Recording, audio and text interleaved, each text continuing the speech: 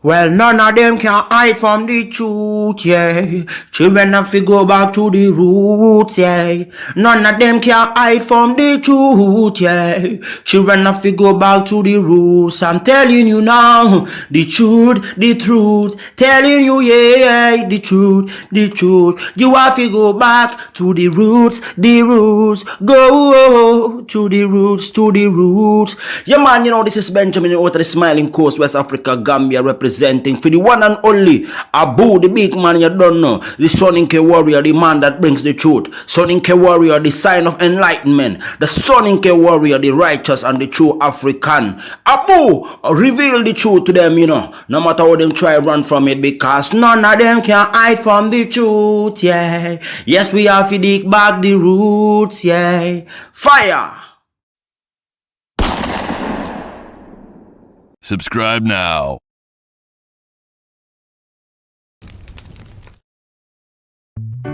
I remember the days,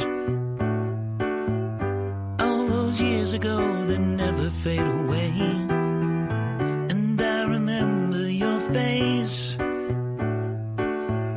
when you hit the ground. I can recall the time and place on a midnight walk through the old streets, trying to turn back the clock to the days of old, back to the days when all the things we knew were made of gold. As the world moves on, time sings a song. In the old neighborhood, as the clock strikes one, the memory lives just as it stood, like a quiet dream. The shadows of that time. All right, ladies and gentlemen, welcome to the Afridamus Report. I'm your host, Afridamus. Please make sure you hit the like if you haven't already done so. And I want to thank you for joining me again on this beautiful Monday evening. Oh, Princip, welcome to the Afridamus Report. It's a professional late night tapping.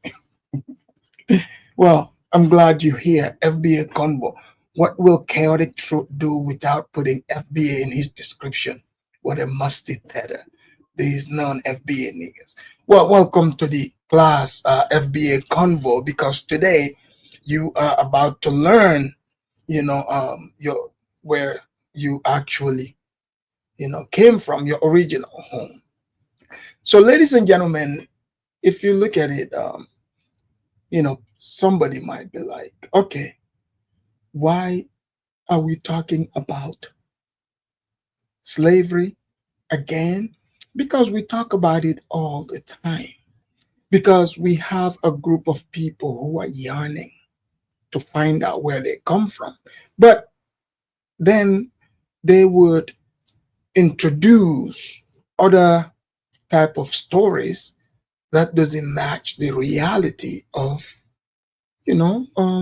where they actually came from. Because sometimes you would hear some people here, like in America or in the West, they would say they are from all over Africa. All over. You cannot be from all over Africa. Even those of us that are the people who remained in Africa throughout generations, we are not from all over Africa. We are from, certain locations and regions. So that applies to, even the people who were taken from Africa as slaves in the New World. What region did they come from? So that's what we're going to discuss today. And hopefully we can get a sense of it. Because, for the most part, you see people running around, saying, oh, the Africans sold us. But which African? Yes, those people who were sold, they were Africans, but by other Africans, from the regions, from whatever regions. You got to remember, during that time, there was no such thing as far as the people that live there is no such thing as saying African. Those people didn't see things that way. So this nationalism where people will be like, oh, the Africans sold their own people. No, these people did not sell their own people. People started calling themselves people after these territories became nation states. So don't forget, the nation states are new. But during the transatlantic slave trade, it did not exist. But there were kingdoms that existed. And those kingdoms, got broken down, and today they are countries. So the location exists. The people that inhabited those regions is still the same people. It's just times have changed. So, but now, for example, if people who used to see themselves as separate, so in a way, it's confusing when people say, oh, it is the white man that came in 1884 and divided Africans. No, there was no such thing as, the African kumbaya that Pan Africans try to push. It never existed at all. So, if anything, the language we are speaking today, talking about let's come together, let's unite, the white man brought that to Africans. So now I have this video, great video. There was a guy, he took the time to put a short documentary together about where most people were taken from, most Africans that were brought into the Americas as slaves, the regions where they come from. That's what we're going to talk about, and also highlight the proofs and facts. I mean, this is not about your feelings or some type of ego. Actually, we're going to be talking about real facts. So I have this great video. I am going to bring it and break it down as we go, because he's presented lots of evidence, and even the reason for the transatlantic slave trade. It makes sense if you remove your feelings, and be logical. You would clearly see that why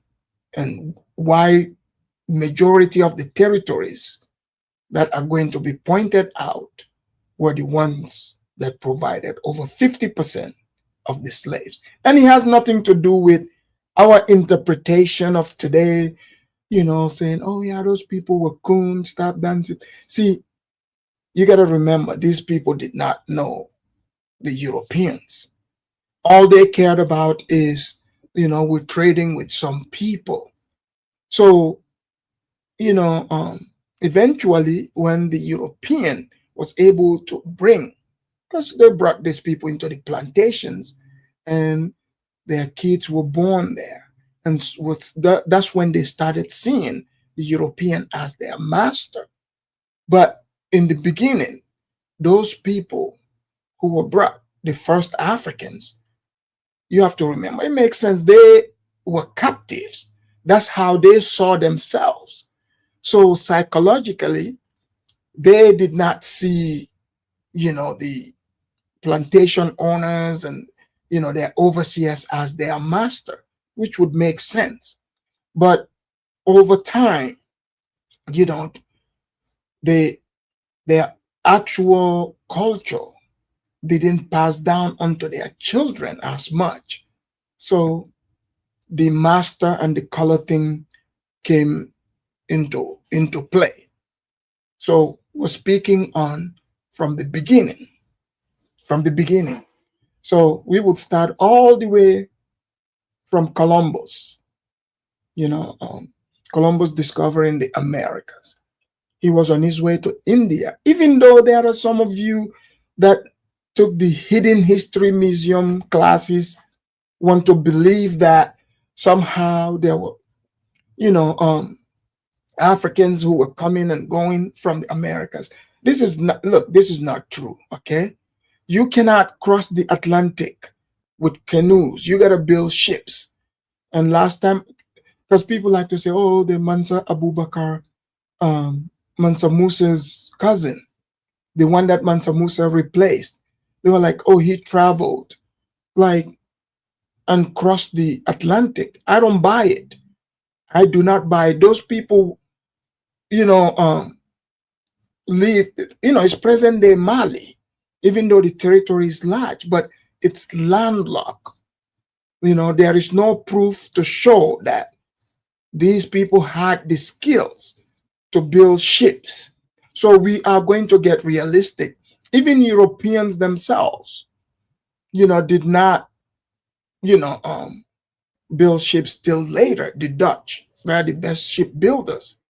So if you think about it, back in those days, see, the moment Columbus, because Columbus was on his way to India, he didn't know India, but he ended up in the Americas.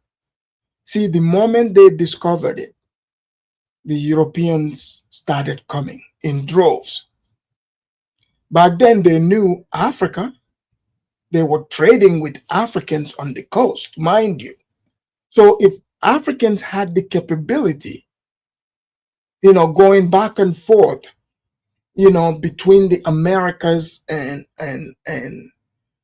Africa, that would have been gold to the Europeans. They would have known this. But the reason why Africans remain where Africans are on the continent, you know, if you want to trade with Africans on the coast, you have to come to them, which is what the Europeans did. Africans had no means of creating ships. They did not create ships. They didn't even, they've never seen it. You had some tribes who, you know, travel on the rivers with canoes. Yes, that did exist and continues to be in existence in most places. So I don't want to keep you waiting. This is for entertainment purposes. I'm about to play this little short documentary. I would be stopping in between to explain some of the things. Someone from Facebook said America was never discovered, it was already there, inhabited and governed. Well, sir, you know, it's English. If Columbus did discover America, because it doesn't mean that people did not exist there. If you come to a place that is foreign to you for the first time, when you show up there, yes, you discovered it. You just discovered it. You have to understand, like, he's not saying people didn't exist there, but the Europeans, the Spanish, weren't aware of America being there. They weren't aware. So him being the first person getting there, he discovered it for them. That's called discovery. It's language. So let's get out of our, you know, white hating feelings and, you know, get this good information here. So let me bring in the short documentary that, so where did 50% of the slaves come from? Well, we're about to learn here. So here we go. This is fair use for edutainment purposes. And we give credit to the producer of this short documentary. At the end, I'll let you guys know which channel is it so we can support it. So here we go. Let me start this video by asking you a simple question about the transatlantic slave trade. Where do you think Europeans and Americans took these slaves from? If you're like most people, your answer will be something as simple as Africa. This answer, which is what most people believe, assumes that European slave traders captured slaves all across this continent, which has 54 countries. But what if I told you that as much as 50% of African slaves you are taking from just 3 countries? What if I told you that as much as 70% of the entire slaves taken from Africa departed the continent from just 5 countries? But why? Why were most African slaves taken from a few countries? Why didn't European slave traders buy slaves from the rest of Africa? And most importantly, which 3 African countries were most slaves taken from and why? According to Statista.com, between 1501 and 1866, about 12.5 million men, women, and children were captured in. So he said 3 countries, he meant 3 regions. So because it was divided into so they took the slaves. So let's say from the mouth of what they call the River Gambia. So when you start from the mouth of the River Gambia, you go all the way where they call almost like the Bight of Benin. That's called Lower Guinea. No, Upper Guinea. So below all the way the Congo, those regions are called Lower Guinea. So it's regions, but they are on the coast. So the blacks were not taken from all over Africa as people, try to present. That's not what happened. So here we go. Africa, put on ships and sold as slaves mostly to the South and North Americas. As many as 2.4 million of these people died in transit due to the unbearable pains of the long voyage, heavy chains in their hands, necks, legs, and trauma of the uncertain new world. Now, look at this. As much as 90% of slaves Europeans bought in Africa were. So you see, he's showing the map accurately. He's showing you the map accurately. Okay.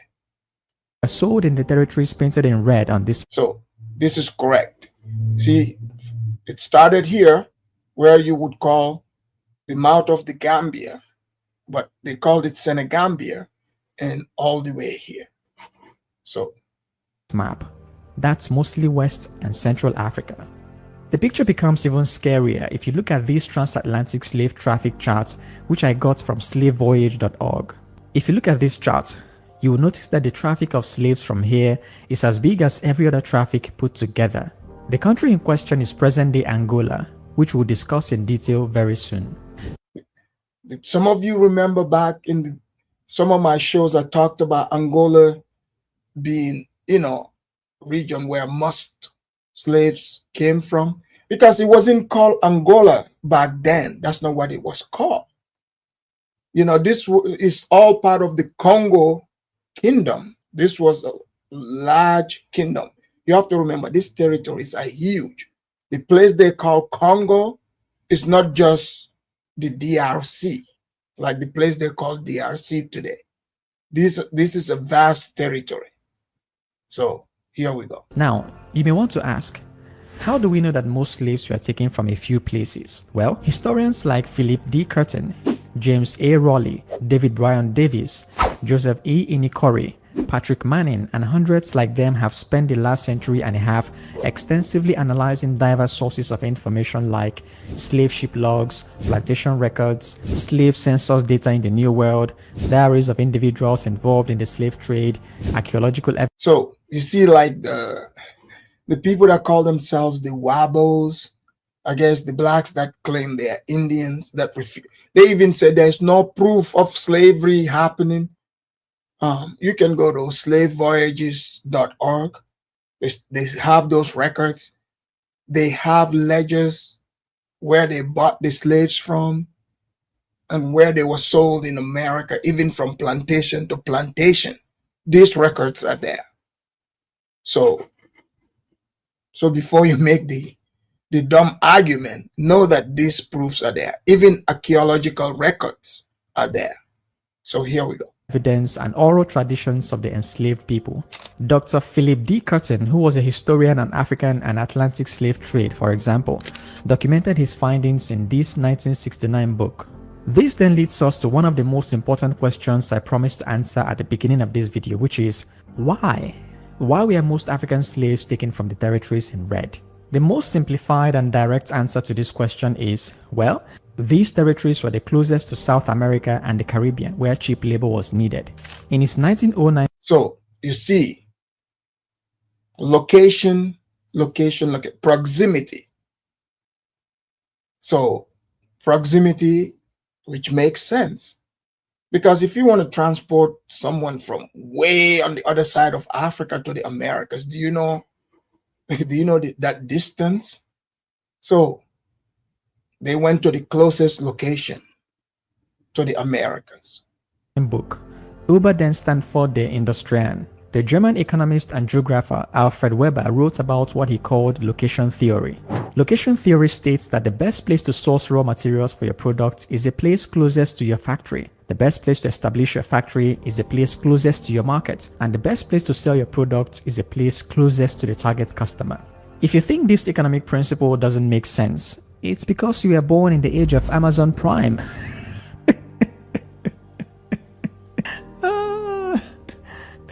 I mean, yes, Gen Z doesn't do mail. You see, it used to be difficult and expensive to transport things or people from one place to another. So if you wanted to save costs and increase your profitability in the 16th, 17th, or even 20th century, you better get your labor in the nearest place possible. I will elaborate on how the distance between here and here influenced where African slaves were taken very soon in the video. For now, let's try and answer another question. Why were slaves needed here and here? In 14... Now, you're not too late. You're right on time. We didn't get deep into it. So guys, I hope you're taking notes because he is, spitting real history here, and everything is going to make sense. Because if you want to give today's perspective to what actually happened back in those days, you would miss the actual truth. So here we go. 1592, the Catholic monarchs of Spain, Ferdinand II of Aragon and Isabella I of Castile, agreed to sponsor the voyage of the 41-year-old Christopher Columbus.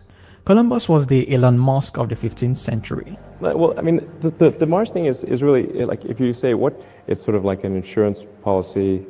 Just as Musk promised to take all of us to Mars, even though nobody has ever been to Mars and technology to live on Mars is still a dream from some science movies, Columbus promised to find a westward route to Asia from Spain, even though nobody had ever done it before and had no technology. So he's right. So during that time, Columbus was like Elon Musk. He was considered super smart, highly smart. So Columbus have always talked about how he can, create a different route and get Europe to, a better place than they want to bypass the Silk Route. That's the whole thing. So Columbus promised to make that happen for them. To do it. Columbus's outlandish plan had been rejected by many European monarchs like John II of Portugal, Henry VII of England, and Charles VIII of France.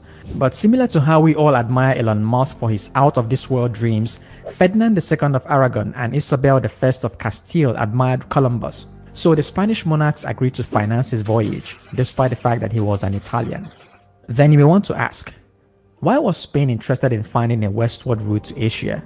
Spain desired a westward route to Asia because so the Europeans were trading with the, in Asia with the Indians, Chinese and the Japanese.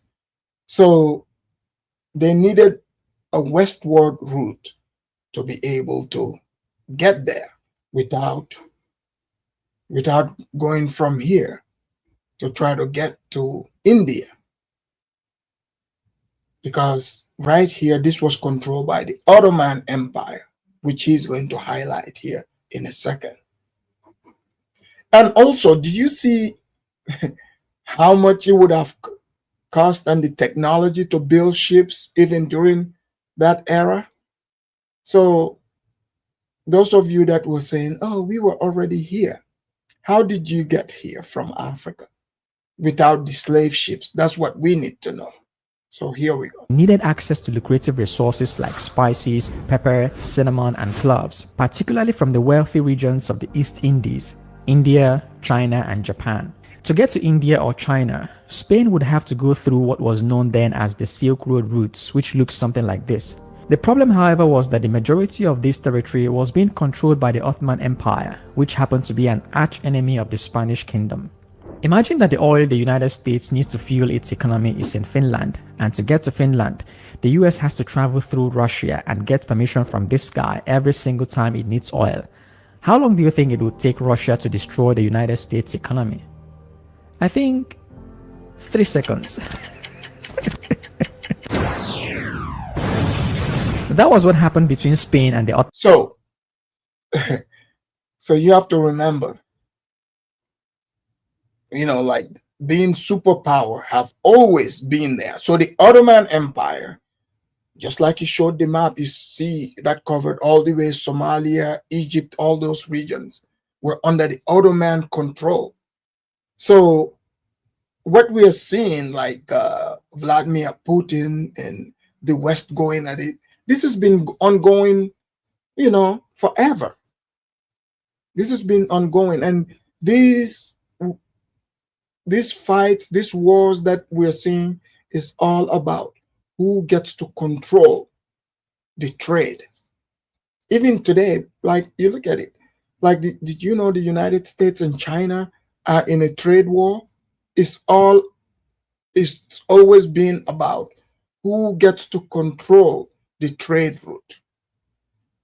I mean, now we have a lot more routes available, but even if you look at it in the race for who gets to control AI right now, that's what's happening as we speak.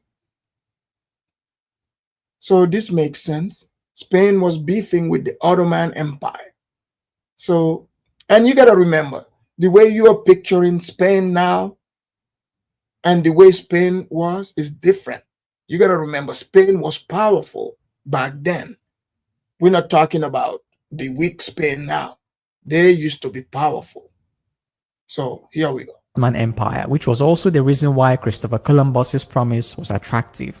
On August 3, 1492, Columbus departed from Palos de la Frontera, Spain, with 3 ships, the Santa Maria, the Pinta, and the Niña.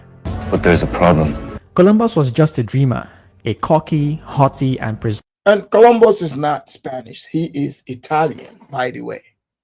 presumptuous young man who has misinterpreted ancient texts and maps. Relying on flawed geographical information and personal convictions, Columbus believed that the Earth was smaller than it was and that a westward route to Asia was feasible. In reality though, with the technology and understanding Columbus had in 1492, a tortoise would get to Asia before he did. Anyways, after about 2 months at sea, on October 12, 1492, Columbus landed in Guanahani, an island in the modern-day Bahamas. Columbus excitedly announced to his crew members, "We're in India," even though he was as far to India as the North Pole is to the South Pole. Okay, that was an exaggeration, but the guy got so much more credit than he deserved. Not only did he not land on the other side of India, he found himself in a place called the Caribbean, and he was like, "This is India." And the people there were like, "I don't know if you've been eating some of the herb we've been leaving about, but this is totally not India." And they're like, "This is India, and you guys are Indians." They're like, "Brother, we are not Indians." He's like, "I know Indians when I don't see them. You're Indians. You're just on the far side, so you're West Indians." And he stuck with it. Christopher Columbus stuck with it his entire life. Other explorers would come to him, they'd be like, "Yo, Chris, I don't think you made it to India." He's like, "It's India." They're like, "I don't think it's India." He's like, "It's India." He died refusing to acknowledge the possibility that he never made it to India. Not only that, my friends, he never set foot in America, ever. And yet, he had a public holiday named after him in America. That, my friends, is the inspiring story of how white men can fail up. Columbus's goal of reaching Asia was technically a failure. So Columbus never stepped foot here in America. He's 100% correct. But what people fail to realize is he discovered a new world that the Europeans did not know existed. And you're about to find out that, you know, like He found the place accidentally. They didn't even know it existed. So the people that were saying, oh, we were, blacks were already here in those places. Columbus wouldn't have called them Indians because Columbus had already met Africans prior to this. So he knows the difference. So the people that make that argument make no sense because Columbus knew the difference. But the guy had got the moon while looking for a star. After about 3 more voyages, which happened before Columbus died on May 20, 1506, Spain already had a better understanding of South America and the Caribbean countries. This then led to a series of conquests and colonization of the Caribbean and American countries. For example, in 1508, the Spanish explorer and conquistador Ponce de Leon conquered Puerto Rico. 1511, Diego Velázquez de Cuellar conquers Cuba. In 1513, this same guy claimed Florida for Spain. This guy conquered Mexico in 1519, and this guy led the conquest of Peru in 1532. At this point, so now you understand why all those countries speak Spanish. So most people, even here in America, I don't think they even consider Spanish as European. So the Mexican people that you see, Peru or Guatemala speaking Spanish, it's because they were conquered and colonized by Spanish people from Spain. As you can see, Cuba, all of them. Even Florida used to be owned by Spain. California at one point. in the video, all the stories I've been telling you will start making sense. You see, all these people on your screen and many other conquerors who helped Spain steal and colonize different territories were referred to as conquistadors by the Spanish crown, and they often became governors of the territories they conquered. Then the Spanish crown created what they call the encomienda system, which worked like, let's say this guy conquers a territory named Cuba on behalf of the Spanish crown. The Spanish crown will give him an encomienda, which is something like a certificate that states that X number of people, usually the people in the territory you conquered, are now your subjects and you become their encomendero. As an encomendero, your duties are to 1. Protect the indigenous people from harm, 2. Provide them with basic necessities like food and shelter, and 3. Instruct them in the Catholic faith. In return, these people must work for you for free, typically in agriculture, mining, or domestic service. This is the point at which the future desire for African slaves and the transatlantic slave trade was born. Though the Spanish had dominated the American continent, colonizing the present-day Argentina, Bolivia, Chile, Colombia, Ecuador, Paraguay, Peru, Uruguay, and Venezuela, when Portuguese joined the game, they established the world's first sugar plantation in Brazil in 1518. So watch, this is when African slavery would start coming into the game. Let's listen to this. By 1542, the Spanish began their own large-scale sugar production in Hispaniola, present-day Dominican Republic, and Haiti. The Dutch, French, Prussian, Swiss... So, yeah. Haiti and the Dominican Republic, you know, these were like rich plantations back in those days. Swedish and Danish all joined the race of colonization and plantation in South America and the Caribbean. And if you think the British wouldn't be part of this party, well, that's like saying a hungry dog wouldn't fight on top of bones.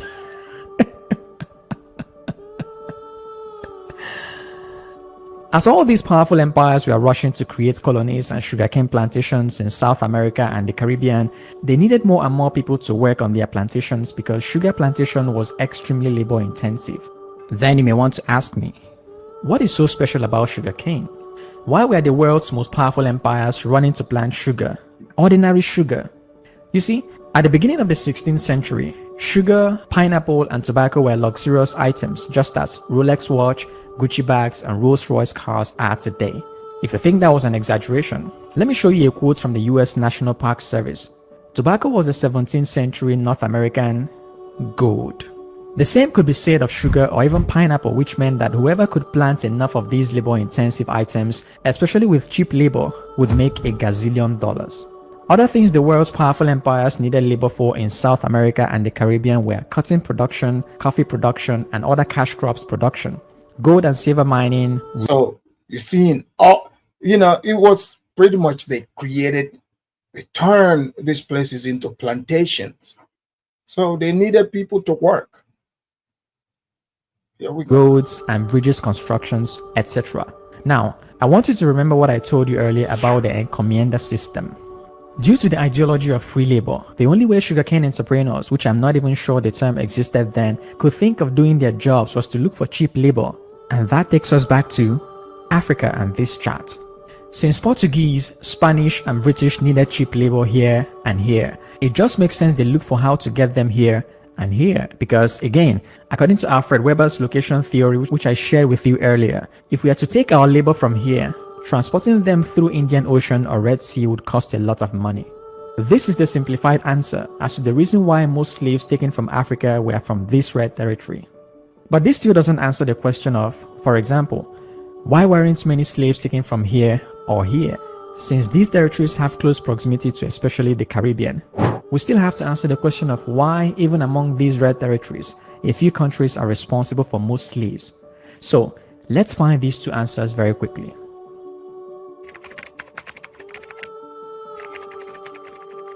Have a look at this map. This is the Congo River. So pay attention to what he's saying here. Do you see how large that territory is?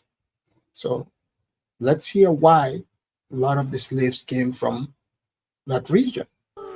The river is approximately 4,700 kilometers long, making it the second longest river in Africa after the River Nile. It covers an expansive area of more than 4 million square kilometers, nearly the size of Western Europe. With depths exceeding 720 feet in some sections of the river, this is by far the world's deepest river. And this is what made it attractive to the European traders. In 1484, the Portuguese explorer Diogo Cao reached the mouth of this river, making him the first European to do so. He explored further in 1485, having contact with... So Diego Cao shows up, he finds the river, and he established, because they were coming to establish trade route. You have to remember, the Europeans were coming with goods, and they were trading with the Africans. They were trading with them. So it makes sense to find places with water because they are coming by ship. So he finds this place, and let's find out what ended up happening. The indigenous people and the Kingdom of Congo. In 1506, the Portuguese had established a trading post known as the Feitoria of Mbanza, Congo, near the mouth of the Congo River. At this trading post, Africans sold ivory, palm oil, pepper, and gold to Europeans, while Europeans sold salt, alcohol, textiles, and metal goods like iron, utensils, and firearms. So you can see there was trade established. What you didn't see there is slave. The Europeans did not need slave at the time. But you see, the Africans were buying guns. Why were they buying guns? The people on the coast that are buying guns, that means they are fighting wars or preparing to fight wars. And they exchange gold. The Europeans brought alcohol, textile, and they traded with the Africans, in that Congo River region. So let's see what happened. Now, look at this image again. This transatlantic slave traffic right here came from the Congo Kingdom, which is in the present-day DRC Congo, the same country with the river I showed you earlier. Congo, which used to be in the same country with DRC, and the northern parts of Angola, which used to be part of the Congo Kingdom. Together, these three countries are responsible for about 50% of the African slaves sold during the transatlantic slave trade. But it all started with trading goods. The picture I'm trying to paint here is that before the slave trade, there were trade routes, and it was those trade routes that facilitated the slave trade. For example, let's say Apple Computer rented this building in Berlin, Germany in 1985. The company started selling this computer and other Apple products inside the building. But by 2007, Apple started selling this phone inside the same building. The reason why it's so easy to sell this phone in that same location is that Apple already owned that building and already understood the location and the customers there. In the same way, one of the reasons why the slave trade affected some regions of Africa and not others is that the European slave traders needed to have known the territories they bought slaves from. In most cases, it's the territories they have been familiar with for many decades. That is, So some people like to tell stories like, oh, the Europeans just came out of nowhere and pounced on the Africans. That's not what happened. As you can see, just like in the Americas, when the Pilgrims first came, prior to them like taking the territory from the natives that were here, I mean, they lived together for over 100 years. So they were trading in these territories on the coast. So it makes sense when it was time for them needing workers in these plantations, they would get those workers from the territories the people they are already familiar with, the people they've been trading with already. So that's what happened. the territories they have been trading with that they would buy slaves from. This, however, doesn't mean that there were no European trade routes elsewhere other than to these red territories. For example, you also have the Indian Ocean trade routes, which, as I told you earlier, simply cost much more to transport anything to South America. Also, there were trans-Saharan trade routes which look like this, but most of these routes were land routes and costlier than water routes. Generally, in the history of the world, countries or empires closest to the ocean or large rivers have historically had more international trades than landlocked territories, which was the reason why these red territories have more slave trades than the interior of Africa. Then you may want to ask, So you can see it's not because these territories, the people there were tap dancers or, kissing the white man's ass. No, it's just location. These places happen to be on the coast and they happen to have more access to trading internationally. So here we go. why are coastal cities or territories closest to the sea or large rivers more likely to enjoy maritime trade? Well, it's because of this thing. My elementary teacher told me it's called ship.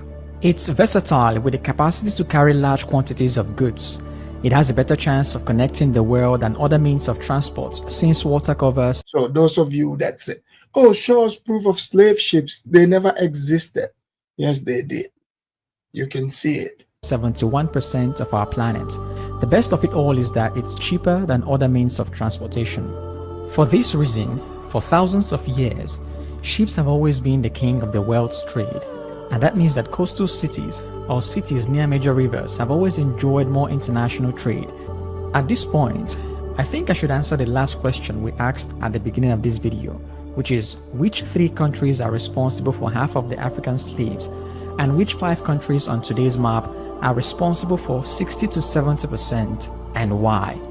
Guys, please make sure, especially those of you that are proponents of reparation, you like to put it on African people, please get your pen and pad and write the names of these countries he's about to name here. Because see, I have said it in the past, people are like, man, you're just making it up. So, but let's hear him name them, write it, in case because the way some of you are pushing this reparation thing, you might start accusing the whole of Africa.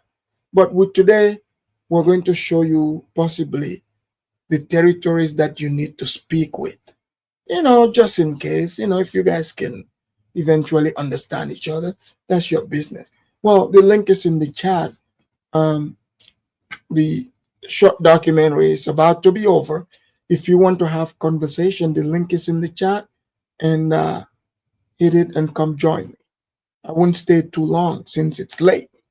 So, and majority of them are from the Nigeria as well, as you guys know. For the last time, let's have a look at this Audrey, don't bring any drama over here. Slave traffic chart.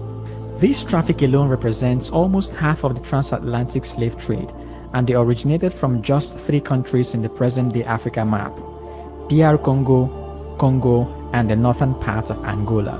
Another way to look at it is if we choose DR Congo, Togo, and Benin, you will get 50% of the And see this area here, they are missing that, but yeah, many were from there too. entire transatlantic slaves taken from Africa.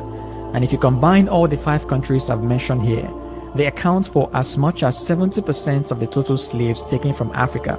Other factors responsible for where slaves were taken were things like existing culture as regards slavery, how strong the internal resistance to slavery was, how peaceful or strong an empire was, and religion. I really don't want to talk about religion, but one particular religion accepted slavery as a normal, even sometimes a good thing. People who belong to this religion in Europe were donating money and sponsoring slavery in Africa, saying it's a good way to convert the heathens. Now, imagine a king in Africa who was converted to such a religion. Why would he not support slavery? I started this video with a question as regards why most African slaves were taken from a few countries. I tried to answer the question as to how we know that they were taken from a few countries by stating that transatlantic slave historians like Philip D. Curtin and others have over the last 150 years analyzed diverse sources of information like slave ship logs, plantation records, slave census data in the New World, diaries of individuals involved in the slave trade, archaeological evidence, and oral traditions of the enslaved people. Through these documents, we know what percentage of African slaves came from where.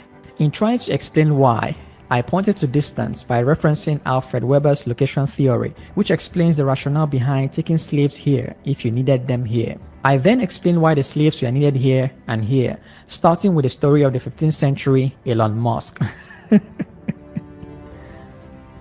We talked about how the existing trade routes between the European traders and West Africa influenced where slaves were taken from, because the trade routes essentially were what turned into slave routes. Other factors responsible for where the transatlantic slave trade happened were the willingness of a kingdom to participate in the slave trade, the existing culture of the people, the internal social structure and resistance, and yes, religion, which I was afraid of talking much about.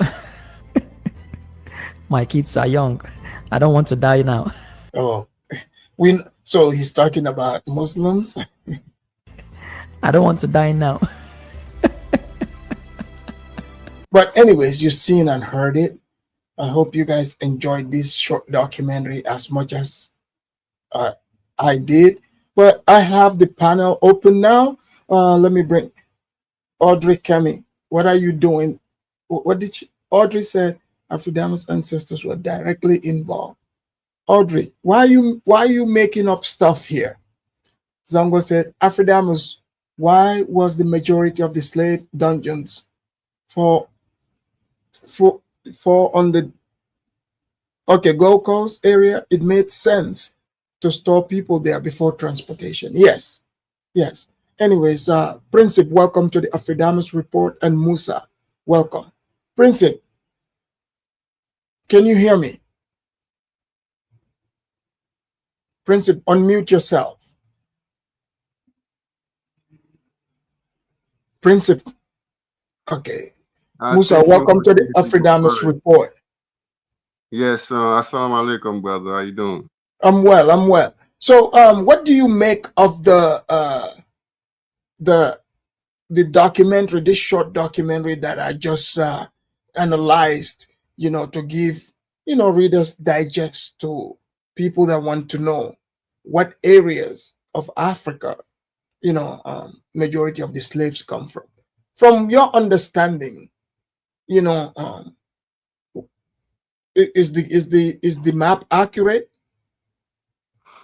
Yes, it's 100% accurate. Majority of the enslaved Africans mainly came from like the Gold Coast, like Ghana, Cote d'Ivoire, the Slave Coast. That would be Togo, Benin, Nigeria, and of course, in the Congo Basin, that would be like the DRC, like the Angola. Angola. Did Ghana say he was part Angolan? Yeah, he did. He did. He mentioned that multiple times that is a part of Angolan. And I always told Kyle, I said, Kyle, man, like if you're a part of Angolan, I think the best thing for you to do is to find out like which ethnic group in Angola he came from. And his reply to me was like, "Well, I don't want to be associated with some dusty ass tribes and stuff like that." And you know how he talks, you know how he likes to phrase stuff. I'm like, man, how you gonna assimilate to any African society like without knowing like the ethnic group like your ancestor came from? So So you know that's his because business. this right here, like, because Mhm. this would help in, because some of the blacks that usually would say they want reparation, or why didn't the Africans come get us? They are mad at all of Africa, and they are not from all over Africa. Um, I I think this type of history would definitely. Don't you think it would um help most of them understand what part of that they are from Of Congo course, mostly? of course. You know what? I'm gonna tell you something. A little bit something personal about me. I got my reparation after Damas. I got my reparation. That's why you see me with this name. I got my reparation. My people already gave me my reparation. My house up people, they already gave me my reparation. You know what I'm saying? Like they accept me into their ethnic group and they give me that name, and like they were very humble, like very appreciative of me, Musa, and someone is asking. He said, "So, FBAs are not from Kemet, no, they're not from Kemet, man. These people are of West African and Central African ancestry, mostly just like me, Nigeria." especially Nigeria. A Yes, lot of a lot of diasporans Afro-Dams are they are of Nigerian stocks. They yeah, are and in Nigerian Congo. stocks in Congo and sometimes Cameroon. Like Cameroon is very underrated. Because Cameroon is you not see now, talked don't you about. think you see how it makes sense? Why the Yeah, white people used to always, even in old time, they would say to the blacks, "Go back to Congo." yeah. I Yeah, mean, why don't you go back to your home in Congo? yeah. I mean, Yeah. Congo is there. I mean, there's nothing wrong with Congo. Congo is No, no, no, no, no, no. a beautiful Look, place. Like, no, I yeah. know, but it's just so it's for history purposes. Hmm. Yeah. Right. I mean, Congo Hold on, is hold on. You absolutely guys, you stunning. guys. Yeah, okay, Princip. I Since you think wanna, my audio was messed up. yeah, Can you hear me? I'm sorry. We can hear you loud and clear, Princip. Go ahead, brother. Okay, okay. The guy left a lot of holes because he talked about Alpha said there was no ships in Africa or whatever to do no, coastal trade, but when no, the no, Europeans, the no, they Portuguese did not. especially, they They did documented not they have. doc They hold on had they had canoes, they sir. did because Canoe, yeah. the yeah, but the European even documented because the guy even admit one of the key factors because the Spain was not as powerful as you guys were claiming. The Ottoman was blocking them as well as the Moors were blocking them, so they had to use coastal regions to do trade throughout the western coast of Africa and find a route around it. They document that in their Princip, own Princip, writings. So Princip, this guy didn't even touch on that, but that Princip, is historically documented that the Moorish people as well as the Ottomans. Go ahead. I'm sorry. Princip. You have to look at it this way. There were no ships. Okay, first of all the outsiders that traded with Africans had to come to Africans. Africans had no means of going to them. They So you had no never heard of means. the East African trade with Somalian, Swahili coast people, even Ethiopians trading with Asia? There's Well, documents of that. You know well, that yeah, exists, right? those people. But Princip, we are not East So now you're Africans, moving. man. I'm not talking about East African, and We're talking about West Africa. you're talking about the Ethiopians and Somalis over there. Those are not West Africans. I'm talking about the Africans down there. So hold on. Do you You what's that No, guy name? I forgot Prince, the tribe name in Nigeria. They have who the the Igbos? yeah. Go ahead, go ahead. You There's mean documentation of boat people, the well, people that had Prince? boats and Hold on, traded on boats.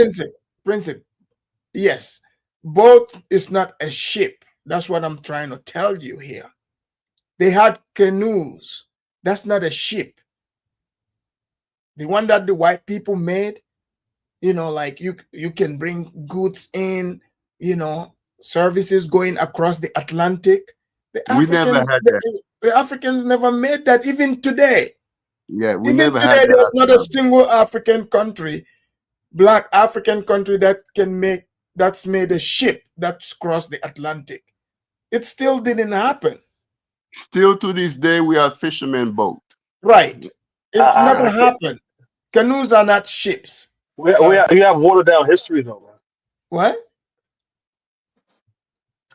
The singer the singer Ayana in Nigeria, his tribe, I think they call the Abia Bulls. They had ships, they had boats.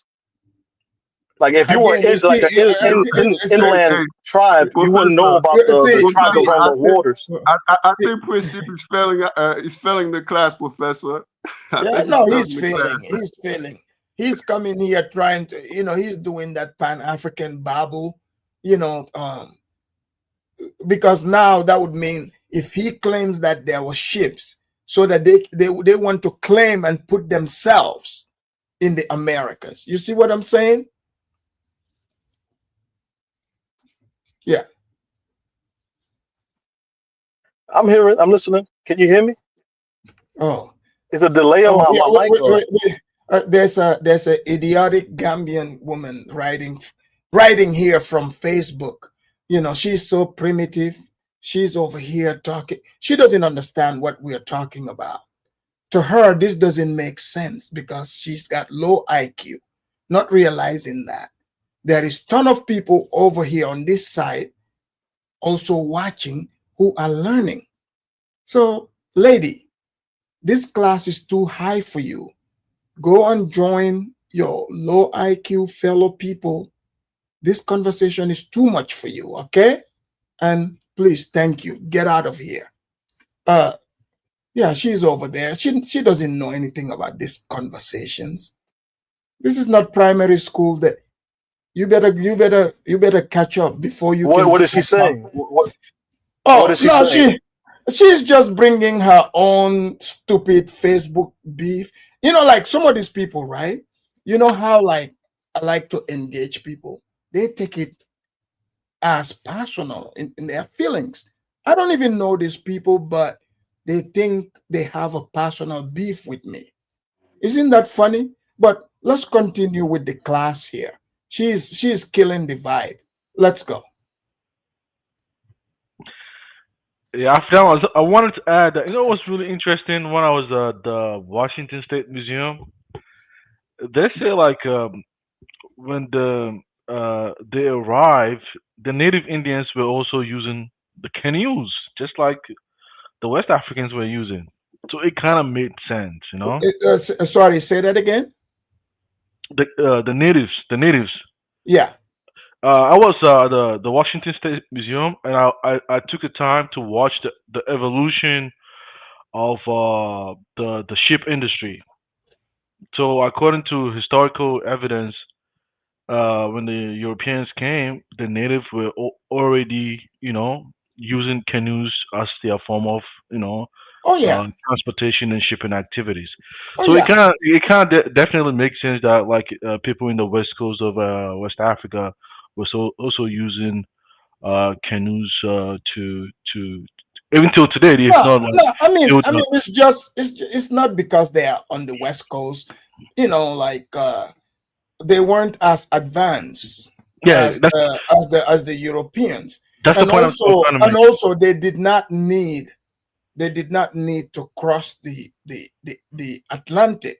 You have to 'Cause remember, they don't it's have all it's, any they don't. Yeah, exploration yeah. They intent don't or need. ambition. Yeah, they didn't. They don't need it. You know, when the Europeans were bringing European goods that they make, but the Europeans need actual natural goods from these places.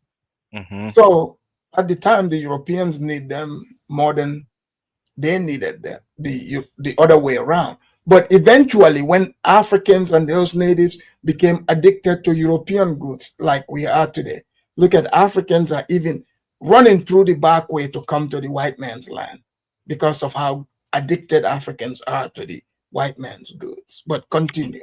Do you think that the African is confused with his No, historical it's not past? a confusion. What do you mean confused? I mean, 'cause, like some people trying to distort the past history, like some principals saying that, oh man, they built ships and they've been to the Well, it's just a fake Af- history an they African create. Babel, right? Yeah, because I Yeah, don't believe that. African Bible, like they want to like make themselves feel good. You see what I'm saying? I mean, like, but it never really happened. For example, I've got people like they would tell you how, like they will show you some primitive tribe in Africa, trying to tell you those people came up with some technology. And right now, those people can't even come up with electricity. Like, come on, Come like, why on, are you come trying on to now. do this to us? So this is why, I bring the real so that people will understand how all this happened, why you are seeing what you are seeing today. Yeah. Yeah, but I'm like, the question I want to ask on the platform today is that uh, a lot of the history suggests, I mean, not really suggest, like kind of shows that majority of the castles or the dungeons, as to to to to put it, were Oh, yeah, mostly on the coast of Ghana. on the coast of Ghana. And looking Yes. at like Congo, and there was no like transportation, like modern transportation at that particular time. How were they transporting people? Like, No, the do you think that Portuguese. do The you think Portuguese. they had like transportation centers? Yeah, yeah. People Well, that. the Portuguese, you have to remember, were trading. They had trading posts Mhm. prior to even, the The slave slave trade trade began. starting. So they've been trading. They have their post over there since Diego Cao discovered it. So it didn't, they traded everything except slaves. So when the Portuguese got control Brazil, they entered sugar production. So they needed slaves to come and work. But they were Sugar and already in this, they sugar and already got, cotton. yeah, they have their post in that area. He failed to mention cotton too as part of it. The No, he did mention it. Okay. Yeah, he did. And Princip is back. Princip, did you fix your audio?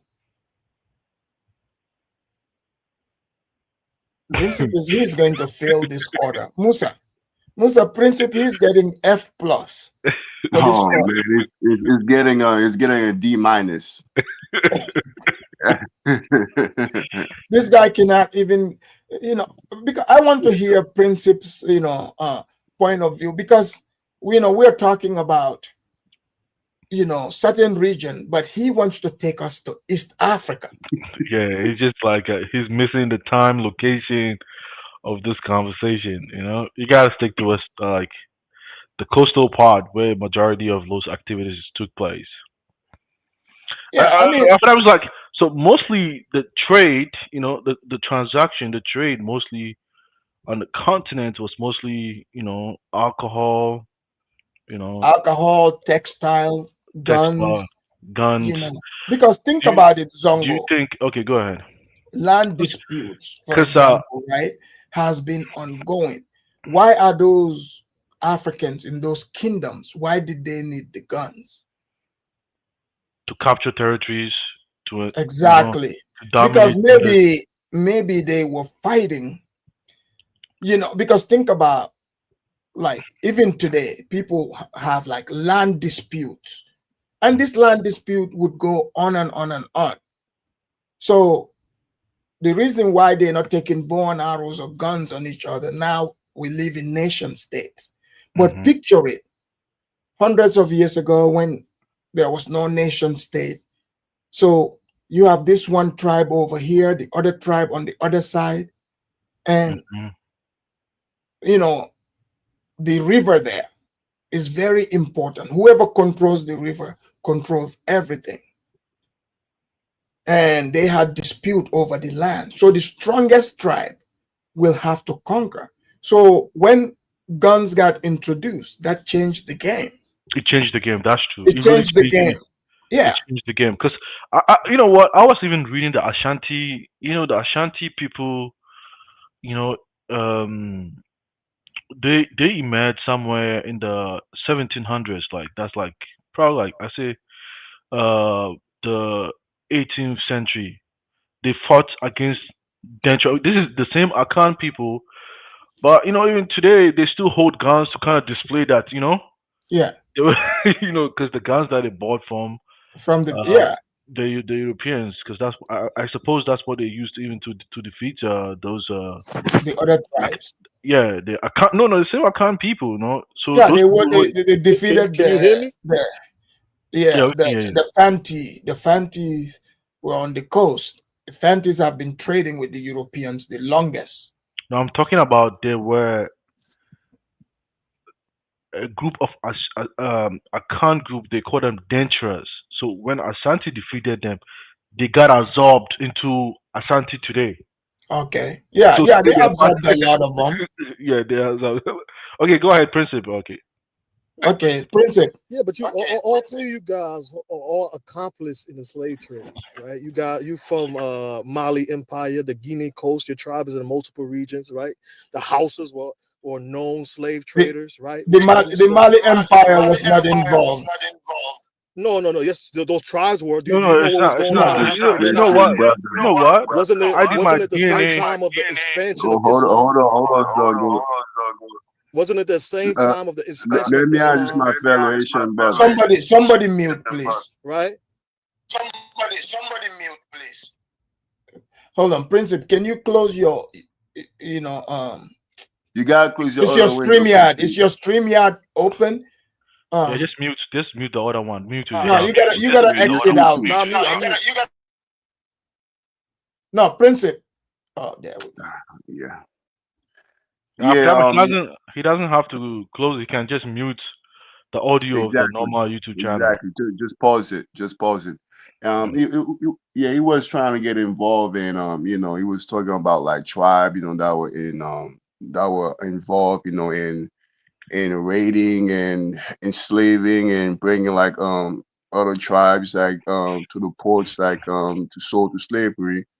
But in the same breath, you know, like these tribes that were raiding other tribes, they were also targeted because like the people like they were bringing, these people revolted. These people revolted and then take them back to slavery themselves. But not entirely all the groups on the continent partook in those kind of things, you know. Right. When you did your DNA, did you find any connection with anybody over here? Afro Thomas is not gonna take no DNA, man. It's a prof Sonenke, man. It's of Sonenke royalty. Why does he need to take a DNA? After that, did you take your DNA? Did you find any connection with any lost relative? He's not even gonna answer the question, man. I'm sure he did, man. Let's see if Princip's Obama network. Can you hear me now? Yeah. Princip, you sound better now. Are you on that Obama network? Nah. I wish, man. I don't qualify, man. Yeah. I don't qualify. But you heard my point though, right? That you guys want to downplay. No, what are we downplaying? You're downplaying what was happening at the time, the expansion of Islam, the Ashanti kingdom expanding, all this different things that was going on. So the coastal tribes were seeking a way to protect themselves, and some of them made alliances with the Westerners. Yeah, you guys come from Islamic backgrounds and Hausa and Fula and all this kind of stuff. Those guys and Solenke, You guys downplay those Wait, things. wait, Right? wait a minute. Didn't you hear the But guy? The guy talked about, some certain religions. He did talk about all that. At this, we are talking about the Not talking about territory. you. Me, what did I do? Yeah, but you admitting the other elements. You guys are claiming there's no boats. There was no this. Spain was all powerful. This is not. There's nothing. never None of this had is it. true. No, you talked about the Mali Empire. The Mali Empire was not even in existence at the time. It already existed. We are talking here like the late 1400s. The Again, last but Spain empire. was not all Hold on. powerful. Spain was not all Yes, powerful. no, Spain was powerful. Was a powerful European monarch. That's When was why. this? When was this? At that time? Yeah, well, in 1492, they were able to sponsor, Christopher Columbus, who's Italian. They sponsored the trip for him to, for him to he was supposed to go to India, but he ended up discovering America for them. So yeah, and all these territories that you are hearing, even Haiti at one point, the Spanish owned it. Did you know that, Princess? No. The Spanish owned the whole island originally, and France warred with Spain Right. for And that then part of the island. And the Catholic Church told them to split the island. I know the history, but I'm saying you guys are admitting the fact that Spain was under subjugation for 400 years under the Moorish and Ottoman Empire that the guy in the video didn't mention. Yeah, right? but how does that? Yeah, but Ottoman Empire. Hold on. How does that negate or disprove what we are saying here? But he's just missing one critical. Ottoman Empire, like they were just. Wait, let me finish. They were just only within Egypt, Sudan area. They didn't cross all the way to Mali, man. Like why? Dude, do you know what you're talking about, man? Don't cut me off again, bro. At the end of the day, there was in parts of Morocco. There was in parts of the higher Algeria. What are you talking about? Look, do you know what? Do you know why? Why the Spaniards had to go around? Because the Ottomans and the Moors had a blockade. Do you know your history, bro? Look, Princip, you guys are trying to hype up the Moors. The Moors were just foot soldiers in the Ottoman Empire. That's not true, man. That's not true. The tattoos coming out. Tattoos. Hey man, well, see, I was in Cyprus, right? And when you hear about the Muslims that came that went there to conquer those people, you don't hear no freaking malls over there. Hold on. There's actual parades in Europe where they dress up as in blackface with woolly hair. You're talking about in the Netherlands. Exactly. They celebrate not only in the Netherlands, it's in parts of Spain, in parts of Portugal. You know, one thing too. Those are when I was in Cyprus, right?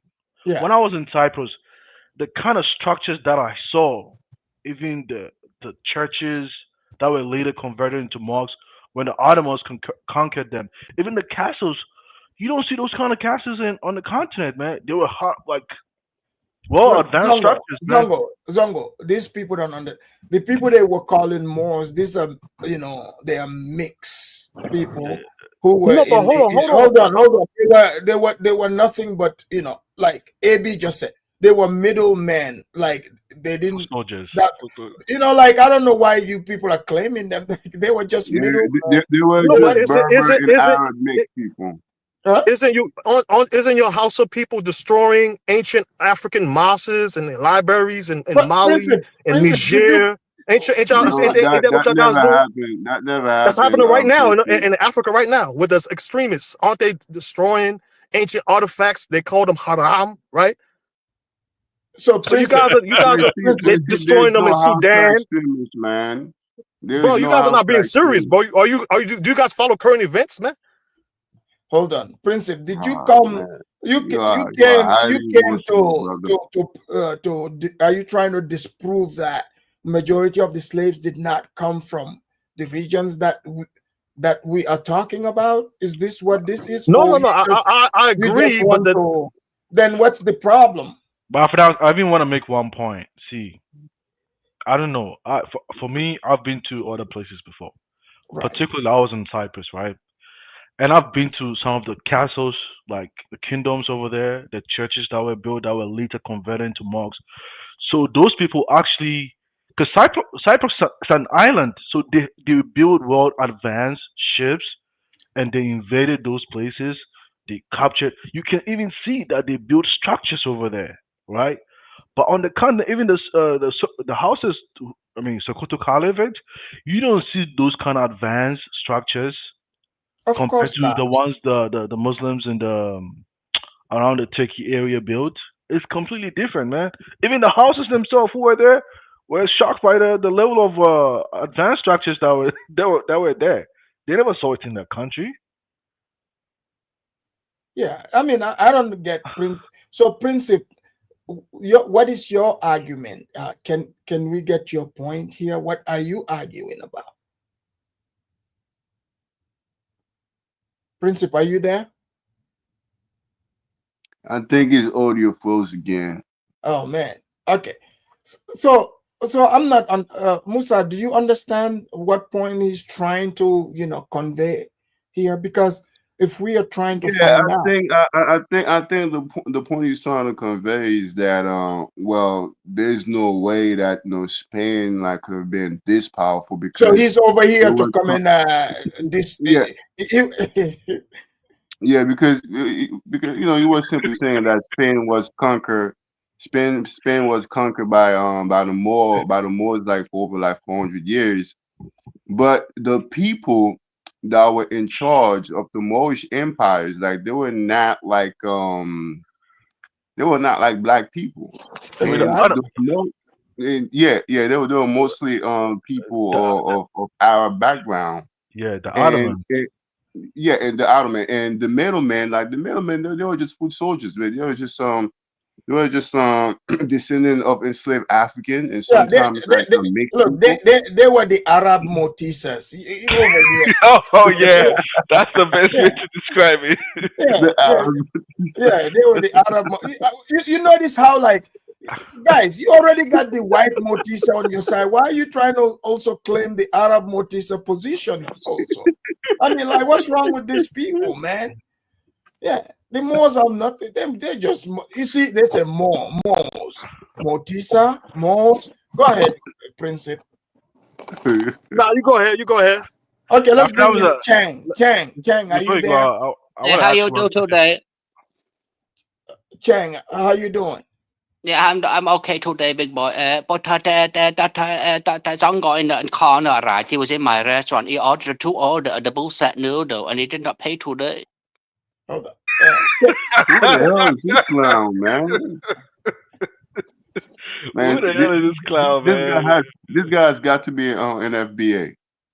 Oh man, This he's a troll, no, man. this He's a troll. motherfucker, but the guy in the corner, yeah, he come in my restaurant, right? And he ordered. This guy's a troll. Chang, if you want to talk about the topic, I'll bring you in, okay? Thank you for trolling. This guy is a troll. FBA trolls. No, Chang, no, I know I'm not a troll. I'm just a person who own a restaurant. But that person in the corner, you come to my restaurant, right? And he ordered two order of the sucker dick chicken and he did not pay today, big boy. Like somebody, whack, whack. Man, this guy's a troll. And that was a lame accent. thank Man, you. let's not let him Yeah. destroy the show, All man. right. So, okay, where were we?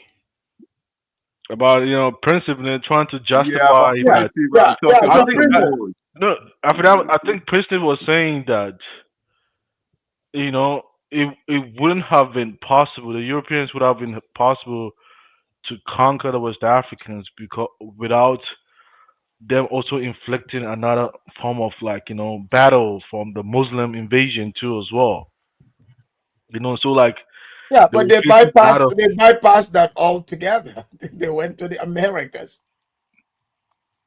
Yeah, that's kind of really hard. Because one thing Yeah, that I know is that the canoes, man, you don't see any advanced form of like ship transport, like transportation on a continent. There's no archaeological evidence. Even the structures that are built, the most advanced one historically, I suppose, was the one in Timbuktu, right? Afridam was right.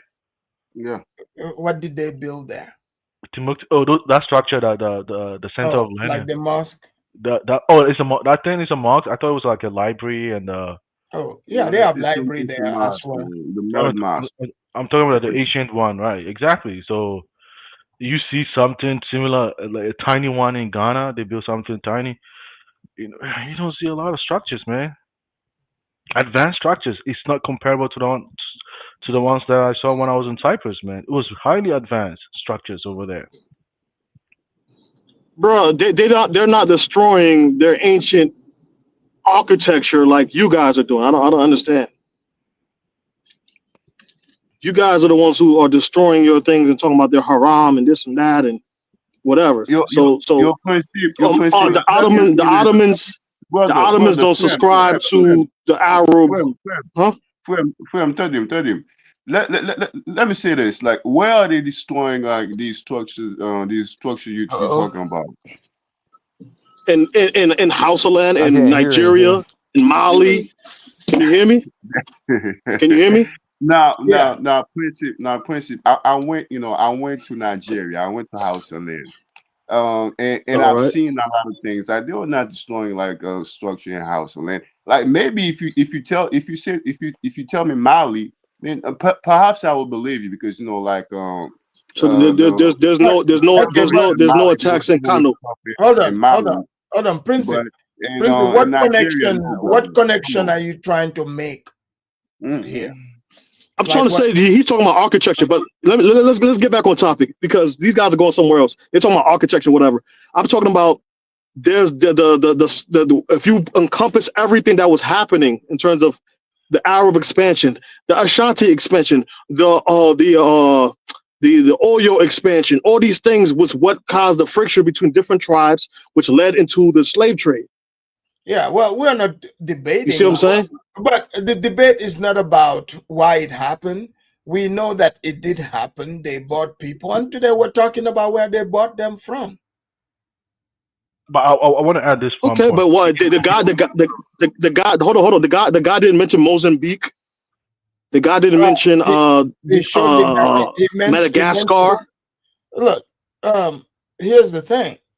He said 50%, and he's correct. And he even showed the 70%. So that's not 100%. If he had said 100%, then Yeah, I agree with that. yeah. And the man is correct about that. But you So, President, let me give you one prime example. but Even I today in think Ghana, I will try to give you a prime example. Even today in Ghana, right? Ghanaians are complaining about illegal. Because you gotta understand. Because I'm trying to use present day phenomena to help to get an insight as to what really happened in the past. Because now gold, we all know globally, gold is a very wanted mineral resource, right? But these people today within the territorial boundaries of present day Ghana are going beyond to destroy their own land. Even kids have been born with deformities in the name of just trying to sell gold and make money. So when those business even became lucrative at that time, people started killing people, man. Yeah, let's take Afrodamas, man. Let's take the Soninka warriors, man. Let's go get some schnapp and let's get some clothing, let's get some mirrors, That's what happened. Yeah, some Hennessy. I mean, like what are we talking about over here? Like Princip, you saw, like you can read anywhere and see what the trade entails. But what you cannot do is give your, like modern day Don't sensibilities forget the umbrella. and moral. Yeah, umbrella. Oh, really? Exactly. Even Oh yeah. umbrella was part of it. Oh Yes, man, yes, umbrella, these are just mirrors. not ordinary umbrellas. These are big umbrellas they've been Oh, the having. one that is it the one that Ashanti King also Yes, used. carry. Yeah, Yes, the big yes, one. Yes, those. those. Oh, They came from the slave trade. Those were They did. big.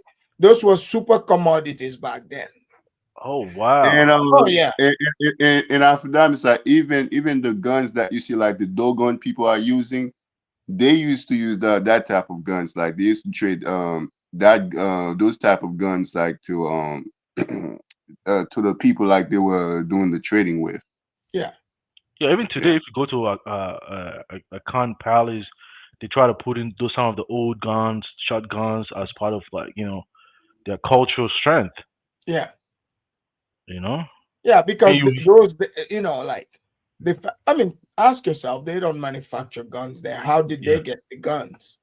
yes. Right. Right. Yeah, how did they get the guns? So this is the disconnect that people want to create. Like, I mean, you are seeing the example. Like, Princip is trying to detach himself mentally to make it seem like that's not what actually happened. You know, but in fact, that's what happened. So, Then are you trying to say yeah. even the West Africans never had a thriving civilization? Even the ancient Ghana Empire wasn't a thriving civilization. Sorry, say Highly. that again. Are you trying to suggest that even the ancient Ghana Empire wasn't a thriving civilization like the one in Western Europe? Wasn't Well, highly advanced? it's not. It's not the same. Yeah, in It's terms not the of same because okay, what you're seeing in Africa today, even for example, most of these territories, imagine it was like by bloodline, right? They mhm. have like a king or emperor who control all the people. These are like their servants, their subjects. You couldn't own land; they own everything. So it's always been it's a dictator that control everything. And, I agree with you because even when you look at even the history, the like uh, the Islam, right? Even Right? the structures that the people built in Saudi, they were no highly advanced structures, No, man. no, they are They were not. just some normal like mud houses, like present day Africa, man. Those are the kind of Yeah, structures they built, even in 1600, 600 CE. even Those Saudi, kind of Saudi, not even that long ago. We're talking in the 70s, even they Saudi they used to dispatch goats into the street, so that the goats can eat the trash. You think, yeah, the goats were the trash men, like they just eat the trash. Yeah, they were yeah, using goats for to eat they the were not trash. Look, highly look this advanced. up. Oh, okay, I'll Yeah, take a look. yeah. So if you can look at it and see how they've advanced from being just desert nomadic people to where they are. I mean, That's they just started shining not that long ago. They used to be dusties. yeah. That's true, man. So like, Princip, man, no. And I noticed one thing, like even the Ottomans. I was in Turkey myself, right? Yeah, Um, when it comes to even the Islamic people, the further you get close to Europe, the more advanced they were actually, and the closer they were to Middle East, they weren't that advanced because you don't see any advanced structure, like historical ancient advanced structures over there. right. So Princip, let me ask you. So Princip, let's say some of the people that like to talk about reparation. Do you think this show would help to make sure they know which territories to write their letters to?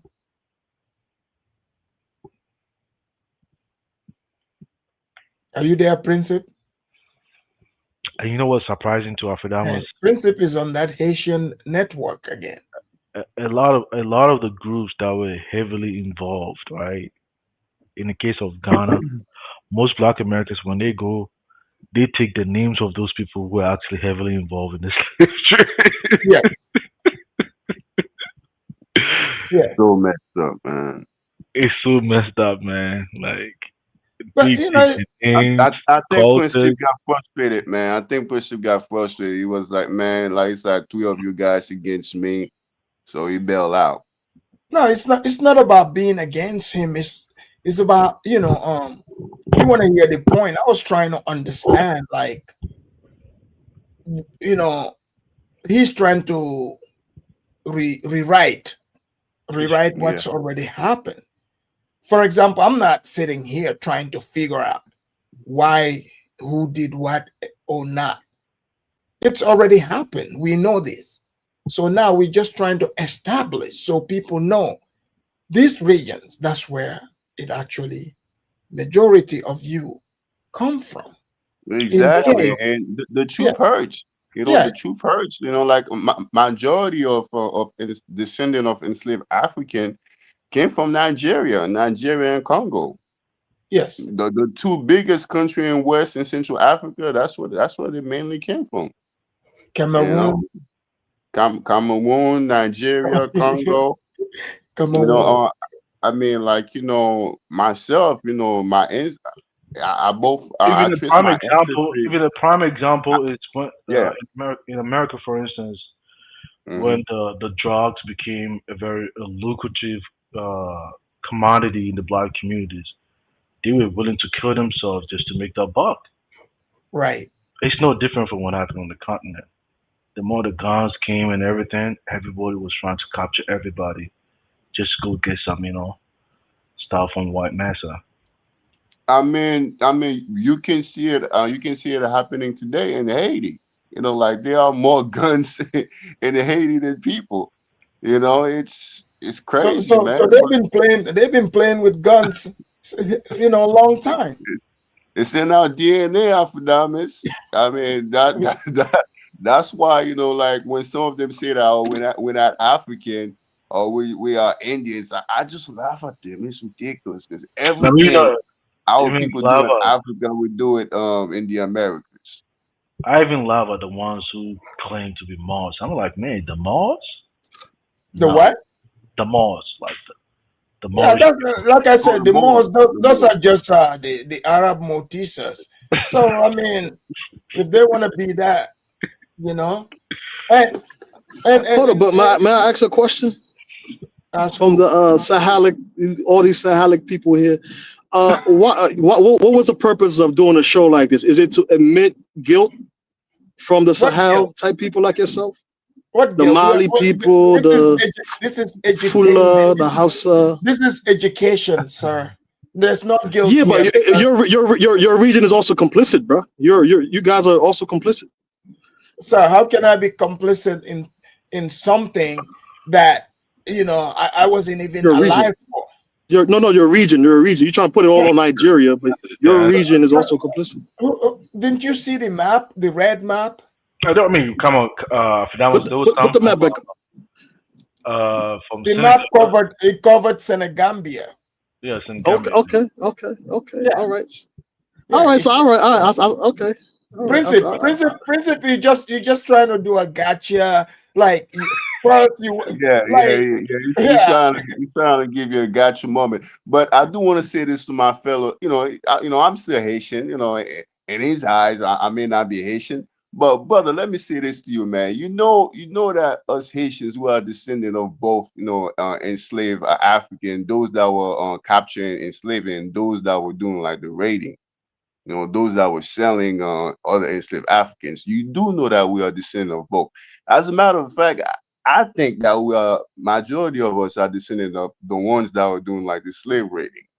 Oh yeah. I mean, it's just like the Why, why, crack why, why, dealers. why Look. why do you It's say just that? like hold on. It's just like Come it's on just now, like in brother. the hood. In the hood, the crack dealers. Who do you think was selling the crack to the other blacks in the hood?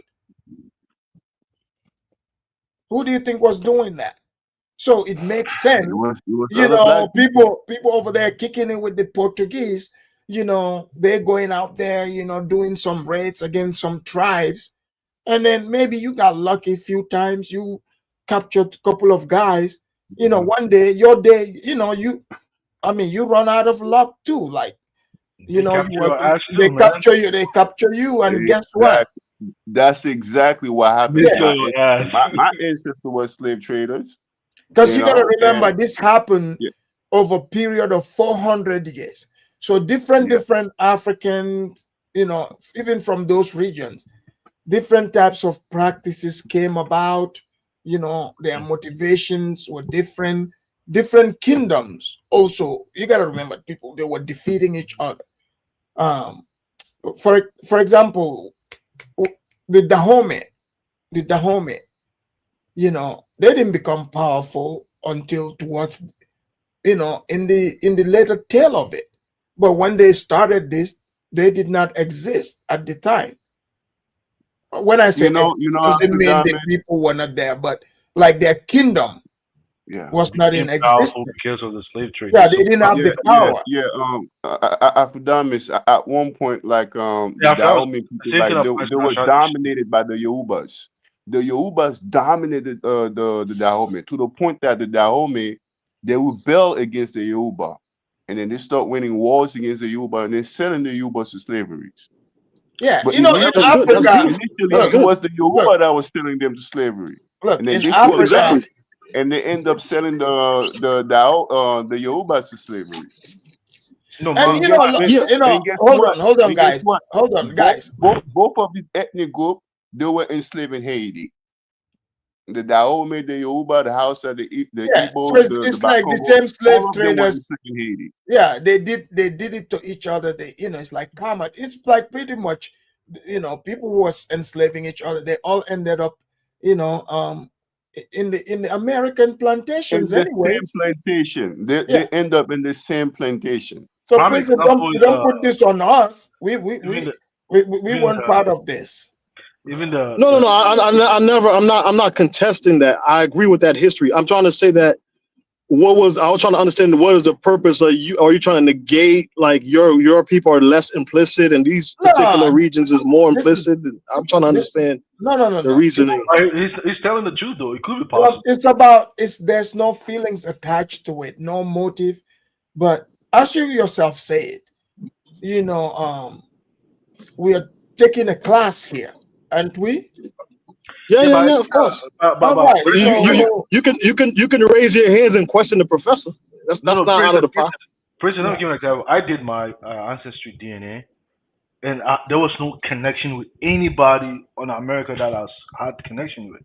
It was only one guy, and then when I look at his background, he also come from somewhere from where I come from in northern Ghana and Togo area. So the I don't people know. from the top there, they were probably not part of it, man. So No, there's a lot of Princip, sellout houses hold that on, were captured and brought to the West. Princip, let me ask you. Yeah, but I'm kind of Hold mixing on, up the Princip, house and let me help you here. I know you're not trying to, you're not gonna answer it honestly, but are you trying to accuse me, or maybe in your mind thinking, I'm trying to bring this show so I can run away from reparation, so they don't. I didn't say that. Are you saying I'm teaching the class so that you know You're I don't get accused? you're sending them to Nigeria and Congo for the reparation checks. I think that's what you're sending them. You know what I mean? Putting your people are phenomenal. That's what he means.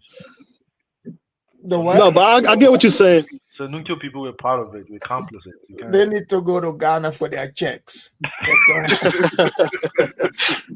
We got castles there. I mean, Zongo, we were listening. They got the guns, the proof. They got the umbrellas, They the got the mirrors. I'm sitting over here, you know, recording it all. Man, the Ashanti man, when the queen died, man, the Ashanti Kingdom was over there too. She went to. He was the only king that was invited. You know. Oh, you mean the Queen of England? Yes. Yeah, That of says a course. lot. That says a lot about the king of Ghana. Yes. Especially about that throne. Like going to England to go to a funeral, that says a lot about the throne of Ghana. So But they professor, were heavily participant in the transatlantic slave trade. Yes.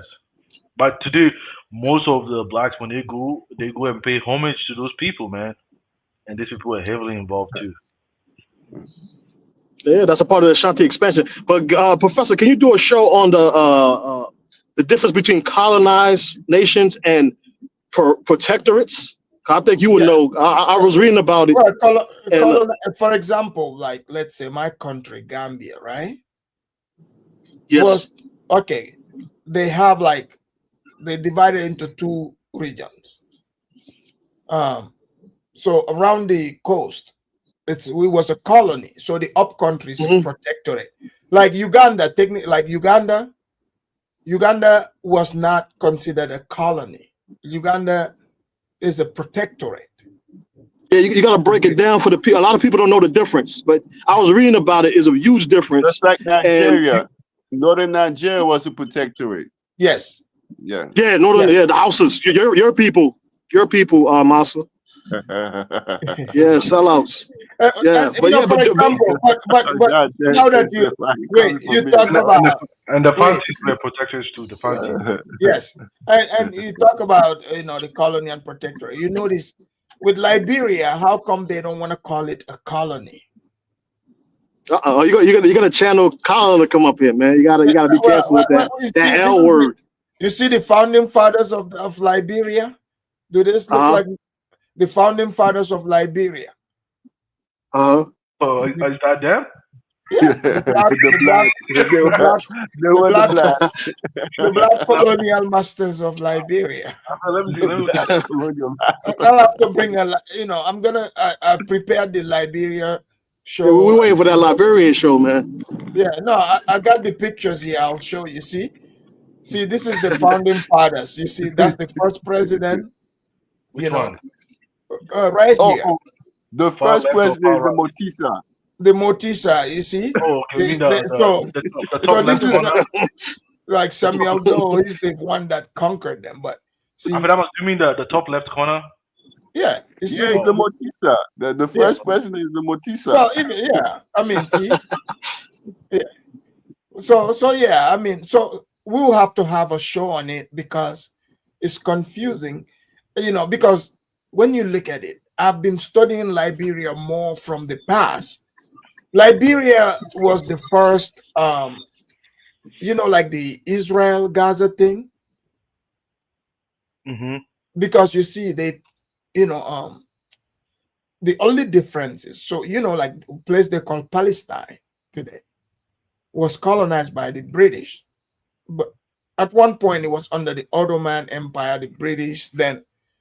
But the British, in the 1940s, after the war, instead of when, the Zionist movement, this movement have been, at the time, it's been going on since the mid 1800s. So eventually, they gave that territory. The territory we're seeing today, they're fighting over.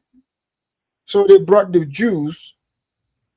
But that theory, the experiment was done first with the blacks.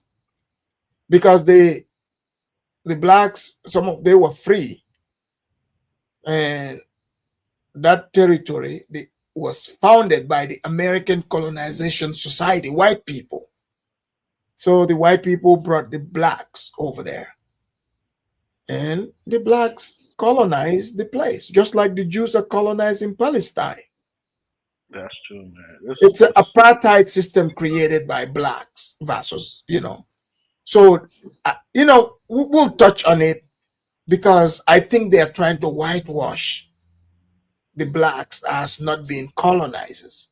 But if you go to a place, you change their names, you enslave them, you quote unquote civilize them, change their language. Yeah, isn't that colonization? It is colonization. That's what it means, man. It is colonization. Yeah, it is. So we will. Yeah, but can you not only single them out, because the Hausas also colonize other people in Hausa land, right? Okay, but what is your thing with the houses? Yeah, but that's internal. They on the panel. That's them right there on the panel. Yeah, they're right here on the panel. Hold on, Charlie. Charlie said. Google says Angola. Wait, Charlie, are you saying Google said the blacks came from Angola? Is that what you're writing? But in all honesty, man, if you want to be honest, man, the Fullers actually colonized the Hausa people, man. Yeah, I don't believe that's true. I don't think that's fully true. But I would not say the Fulani conquered the house. Like they made some changes in the house ruling some parts of the house ruling class, but not subjugating the house of people. How can you conquer people, but yet you speak their language and yet you didn't force the house to speak your language? Didn't happen, right?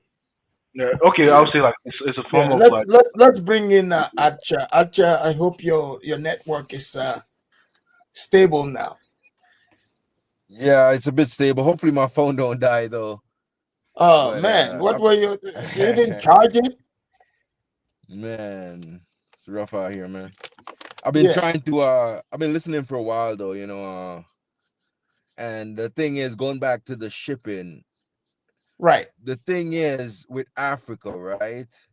Because I'm trying to go back to where it's to treat it like we're all just human beings. You see what I'm saying?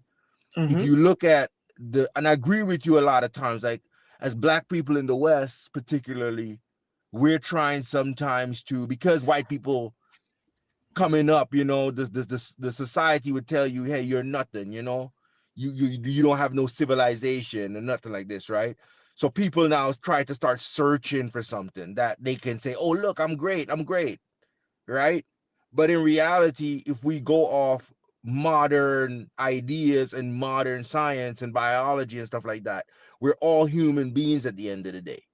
Nobody is special over nobody else. But if you look at European development, that's what you see. The thing is, we're arguing about this stuff. What we got to figure out is, how did they develop these ships? No, we're not arguing about it. We're just trying to establish what was there.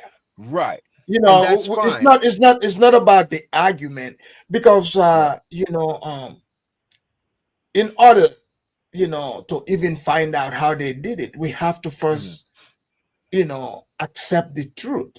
Yeah.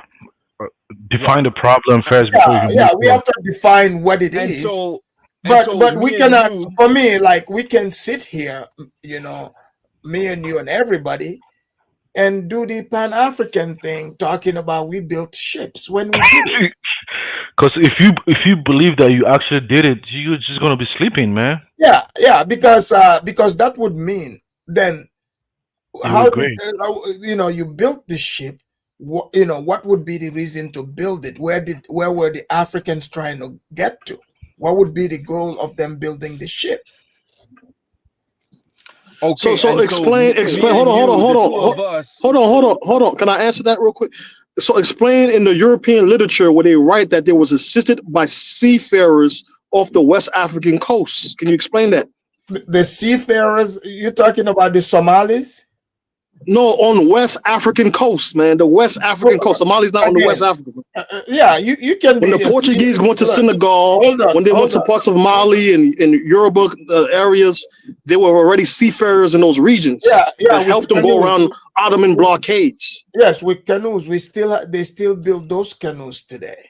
So the canoes went around the Ottoman blockades. That's what you're telling me. Hey man, but Prince, if you're conflicting history, like you can't talk about Yoruba and talk about Ottoman, man. They were never there, man. Yeah, let me tell you. We're talking about the water. Do you understand what this guy don't understand history? Hold on, Prince. Hausa guy, man. Prince, the Ottoman Empire stretched, right? None of the sub-Saharan, it stretched all the way like through the Somali, the lighter. Ottoman involved the lighter section of Africa. You see? Let's not go there, because your people in particular have a connection to the reason why your kingdom fall was because the Berbers, the Ottomans, and the Wolof, right? Let's talk about your people. There's a connection to your fall in the Ottomans. It was the Almoravids. Oh, okay, all right. Yes, it was the Almoravids. That kingdom fell. The Ottoman came later. The Ottoman is young. The Ottoman is young. It's the Almoravid, man. It's not the Almoravid. Because the Ottoman dynasty. The thing is, the thing is though, is that what you have is a collaboration and a competition between peoples that cause the technology to advance in certain ways. Because if you look at how the Europeans developed shipping, if you look at how Europeans developed their ships that they had at the time, they didn't just develop it just in Europe.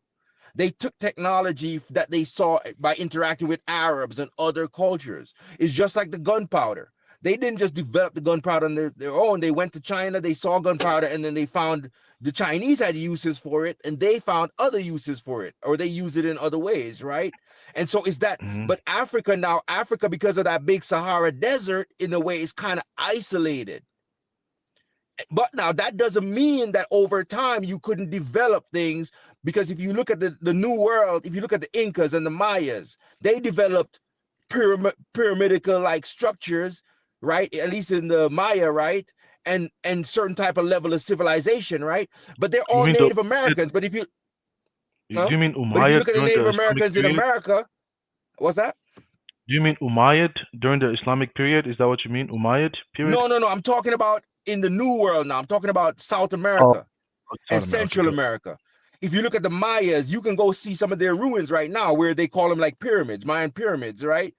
Inca, the Spanish were coming over and raiding their gold. The same thing with the Maya, right? And took a bunch of gold back to Europe that they got from these people, right? But yet still, those people are Native Americans. But they had Native Americans all through the Caribbean, all in America that did not have those stone structures. You Yeah, see? but the Archer, do you know what was in common? Because if you go to a lot of the museums over here, the coastal museums, places where the natives were found, the natives also had canoes that they were using for transportational activities or fishing activities, and then when you compare it to the coastal West Africans too, it's a similar things that they built. That was why it was Right. easy for them to be colonized, man. There were no highly And so civilized but that's my societies. point, brother. Sir, That's those my people point. were not, hold on, they were not navigating the high seas. They were, No. those people are navigating rivers. I agree with that, Rivers. Afrodamus. Like, my question would be, in order to establish that argument, like to say ships, because you cannot, ride your ships in a river. You put it in the ocean. This is why, like the Europeans, they just come on the coast and park. They can take those ships into the river. So if the argument you guys are making, saying that these Africans built ships, what would they need the ships for? Where were they trying to get? Where were they trying to get to? And why? Coastal trade. Afrodamus. Yeah. Afrodamus. I'm talking, you're not hearing me. You think I'm saying what Principe's saying. I'm not saying what Principe's saying. I don't agree that African built ships. Oh. What I am saying, though, is that you have pyramidical structures in the New World, right? Built by Native Americans. You. Is he there? His internet probably kind of. Yeah. Well, he did But talk he about can I say something? He said that was false. He said that the Sahel meant that they were blocked off. You guys are from the Sahelic region. Do you guys do know that there was a Sahelic caravans that went from the West Africa to East Africa? Yes, and so this guy's saying false stuff. No, in the documentary, the guy touched that too. There was, see, it wasn't only the sea. They had even like the trans-Saharan trade. That's ground routes. That was there. Okay, you gotta hop on camels, walk, or horses. Yeah, but it existed. He's saying that it was isolated. But I think he's AA, not you, AA, the guy that just dropped off. Acha, call back in. Like, he what was do you saying something mean? false. Maybe No, he was trying to say that the Sahel was isolated and da da da da. But there was trade. No, but there was ancient trade connecting the east to the west. Right. Through the Sahel. But when the ships came, the ships made the Sahara, I mean, it put it out of business because the ship trade was faster.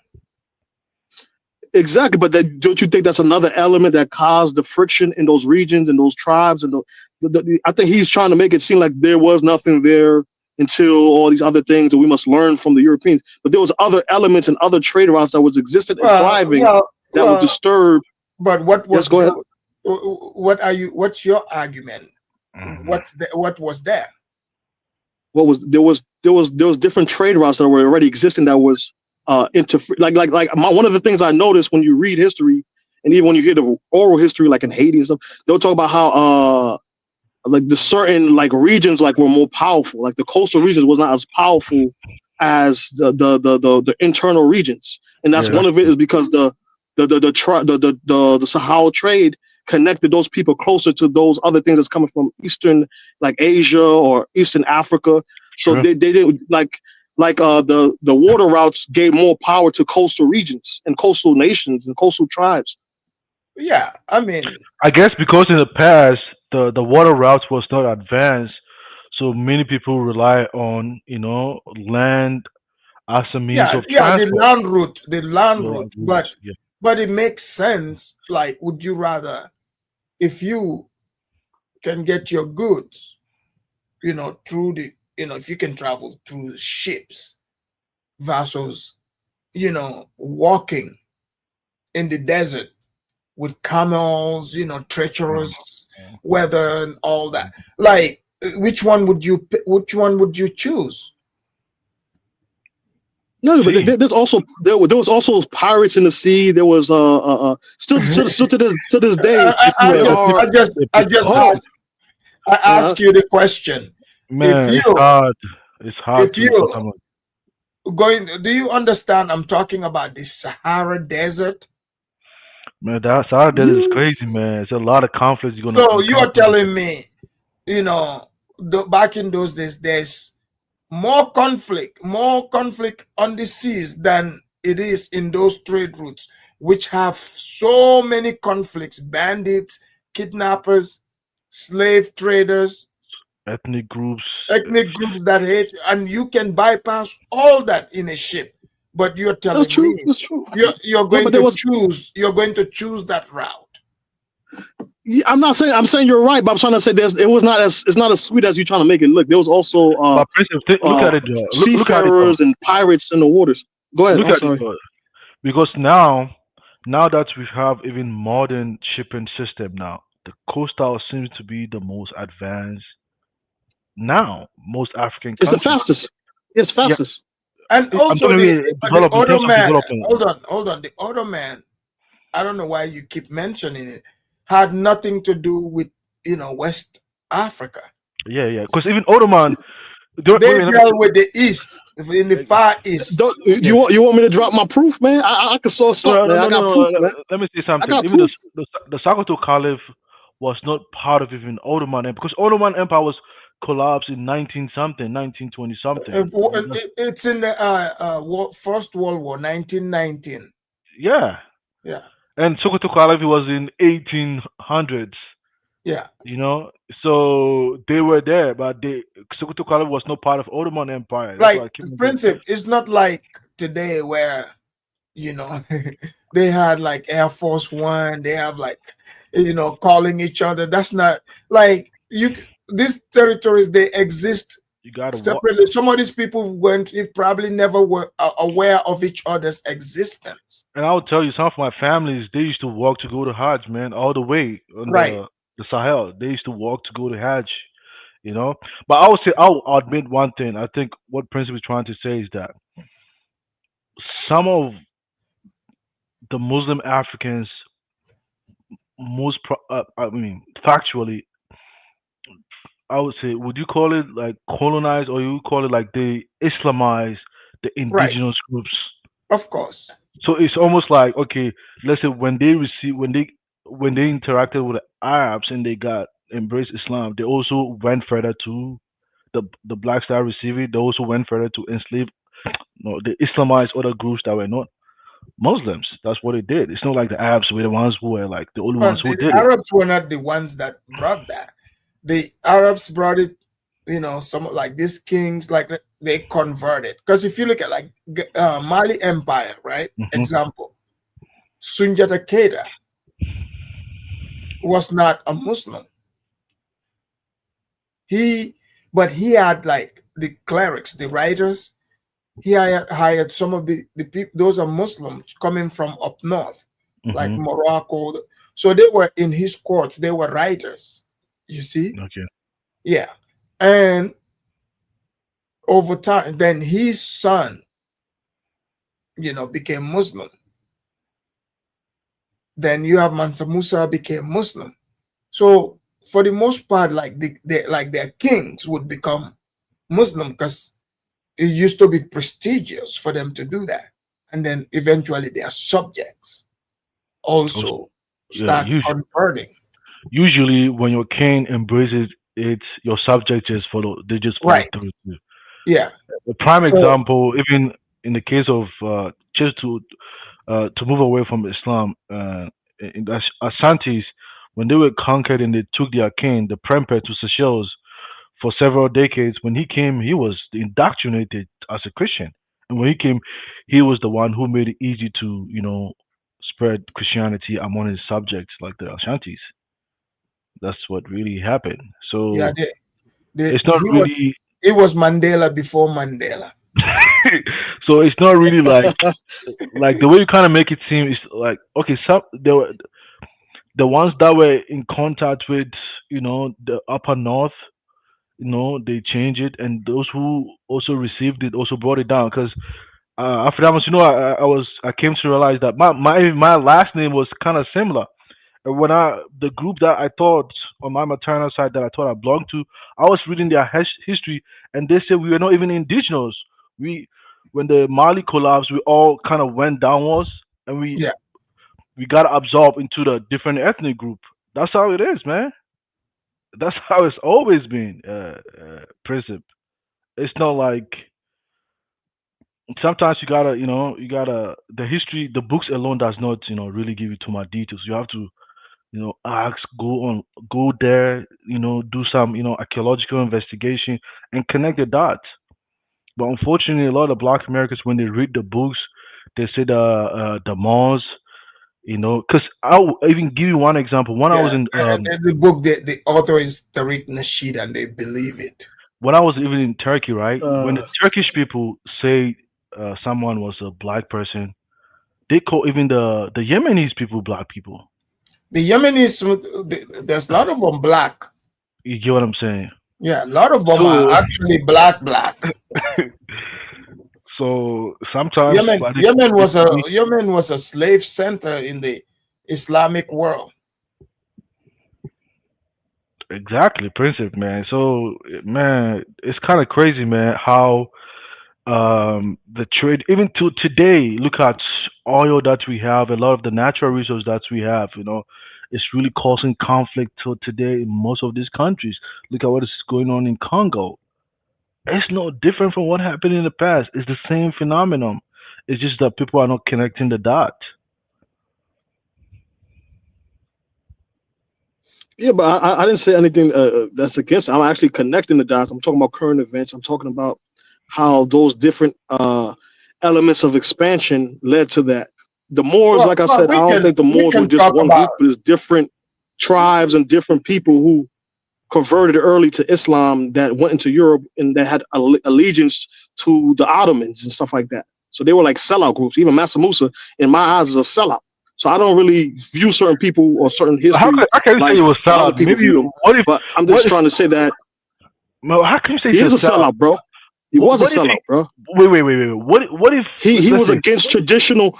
Actually, hold on. Maybe. Let me make a quick point. Professor Alpha will confirm this. He was one of the biggest pushers of shifting from a traditional merger of Islam, right? Merging tradition with Islam. He wanted to follow a more Arabized version of Islam. He was the king of that. Am I right, Professor? well, Massa Musa? he was Muslim, yes. But I wouldn't say he's a No, but he sellout. wanted a more stricter form with less. Okay, Man, let he me ask you wanted this he wanted question. a more Arab. He was the one who brought Arabic teachers over the Right, traditional, right. Muslim scholars of West Africa. Is that Right. not true? Yes, he did do that. Yeah, but I mean, Princip, But okay, we Princip, agree. you have to also remember, like back in those days, for example, um, he's seeing these people, Islam, the form of writing and everything. So to him, he's bringing something good to his people. You have to look at the intention. He's not there tap dancing for the Arab. you know, this is you're talking about a king, like literally an emperor. He's not, like you're judging it according to today's standard. Yeah. Like you gotta remember, Mansa Musa was like the richest man, one of the richest men alive at the time, and an emperor on top of that. So if you judge him according to today's lens, he might look like that, but No, you gotta remember, this was like one of the richest. I think he was like the richest man. Yeah, but after that No, was but even it's not. So he wasn't tap dancing for anyone. Maybe but after he that was thought to him, he's bringing something good. but even you can make the same argument like where Christianity started, right? Right. Because now Europeans Even even like the UK, they are not they were Christians. not. They didn't used to be Christians. They Christians. converted. They converted. The Yeah. Russians, Putin killing people, killing Ukrainians because they're saying that they were Yeah, Orthodox but Christians. But Christianity began in Russia. It came from Right. somewhere. So how are you gonna make this argument for those people? Iran were never Muslims. that's true. They were not Muslims. But So you how you were do the no. Turkish But one people? of the original no Zongo. You went to Turkey, I believe, I right? think Yes. I think Am I Princip right? is trying so hard to turn Musa into a tap And dancer. Today he came for me and no. Musa. I'm a connect. He want to turn his Oh, professor and the good students into tap dancers. But after that, one thing I noticed that after that, one thing I think when a civilization at that time was very powerful, sometimes you have no choice than to learn from that. You know, Right. uprising. It's just like the present day, the Anglo-American civilization, just powerful. Everybody just learning from their civilization. People are Right. adopting their language. Most countries. It's no different from that. Because the world is changing at that time. If you don't change, you're just gonna be left Yeah. backwards. Back then, Islam, they were the superpower. You got to remember Civilization that. at that particular time. Yes. That's why when the Western civilization No, came, but they but you couldn't. but That's you why you when the guys you West. guys do know that. That's why when the Western civilization came, they couldn't compete. If you go to Turkey, the reason why they failed, they collapsed, was they could not withstand the powerful civilization of the Europeans at that particular time. That's why it collapsed. The Ottoman Empire collapsed in those times. They were not powerful. 1919, First World War. Yeah, Yeah, but it was They not. didn't survive past the but First Mhm. World War. but So the founder of Turkey, let me tell you But one you thing. guys are also talking about Are if you you look at the talking about foundation of Islam, right? Atatürk? The Yeah, I'm trying to tell you something because I was there go ahead, actually. I learned go ahead. that My fault. Go ahead. the founder of Turkey, right? Yeah. When he founded Turkey, he kind of felt like, man, the Islam that they were, living with, man, if they're gonna be practicing that way, they're gonna be left backwards. So they wanted to switch to Western civilization real quick. That's what they did. So he tried to ban Islam and everything because they wanted to bring them in the photo civilization to catch up with the Western world at that particular time. Because Turkey, that area, it's like pretty much white people. It's cold there. Exactly. They cannot practice the same thing that's practiced in the desert, in the Yes. nomadic area. So So right. they And they and also Turkey is a secular Muslim country. It's not like Saudi Arabia. no the risk, and that's what I'm I know. telling you. I've been there.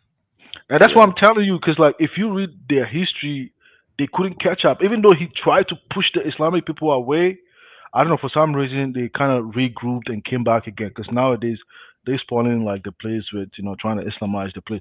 But there are a lot of Turkish people till today. They have Islamic names, but they kind of still believe that like no man, we're not freaking Arabic people. They want to go back just like the way Mansa Musa and his people were influenced. It's the same thing. Turkish people who were not never Arabs were influenced. Iranians too. They were Zoroastrians. Like they were not like, but they got conquered. If you go to Indonesia, these people are not. They're not. They're not And by the Arabic. way, Princip, even though Mansa Musa became Muslim, like majority of his kingdom, the subjects were not. You have to remember that as well. It was a gradual process. But you want to, if you are judging that region, based on today, that's not what it was like.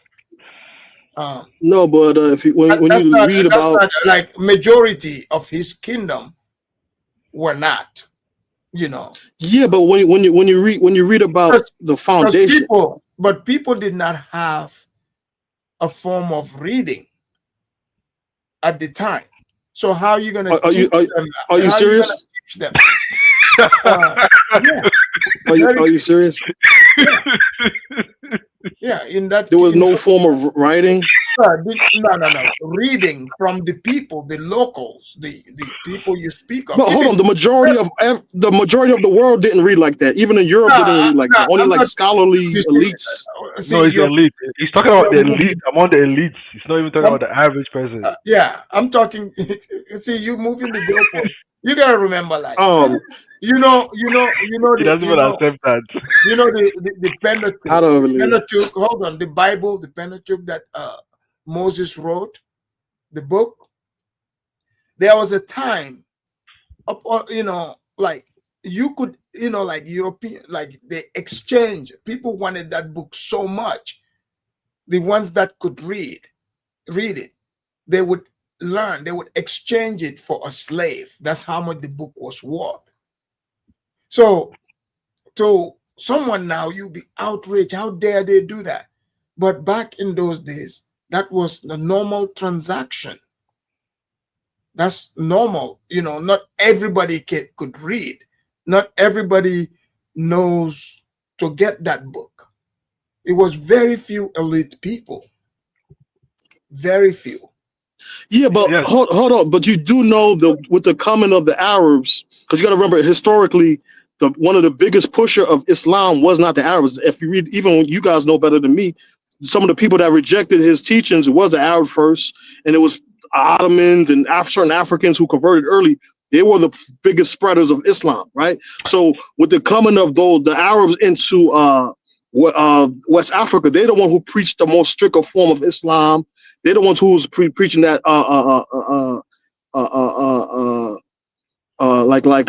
those even the library, even you see it today, even the library at Timbuktu, they consider it evil and haram and You're oh come missing on, one you point. guys are Hold on, Princip.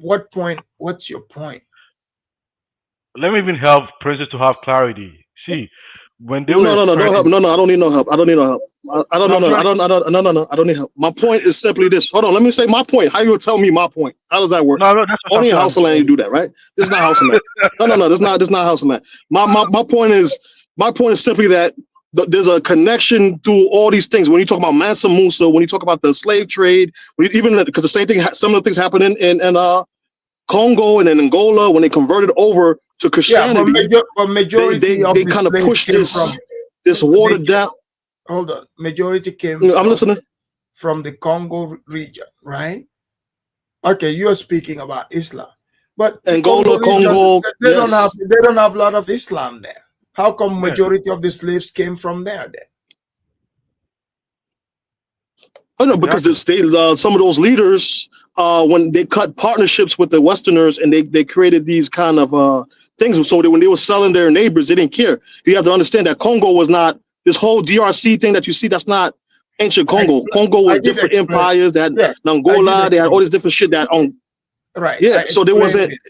So it was like more like a regional thing, and there's certain things were empires. So some of those kings, not all of them, but certain kings, they cut deals with the Westerners, and some of them even studied in Europe. This documented. So I know. these guys they didn't care about selling their neighbors. They only cared about selling when they started snatching up people in their own Yeah, kingdom. That's when they cared. But outside of but that, hold they on, didn't care. They thought Christian. Princip, you are speaking of the nation state, where because if you nation state, for example, like the United States might say China is their enemy or Russia across the water, far away. So some nation might say that's my enemy far away. But in those days, in that region, there was no nation states before 1884. So the likelihood would be your enemy, your rival, is just the next ethnic group, in the next territory over. Okay, there's no such thing as Pan-Africanism. No, but Hold on. The strongest, no, professor, if you ever the strong consumes the yeah. weaker one. That's what happened. That's what happened.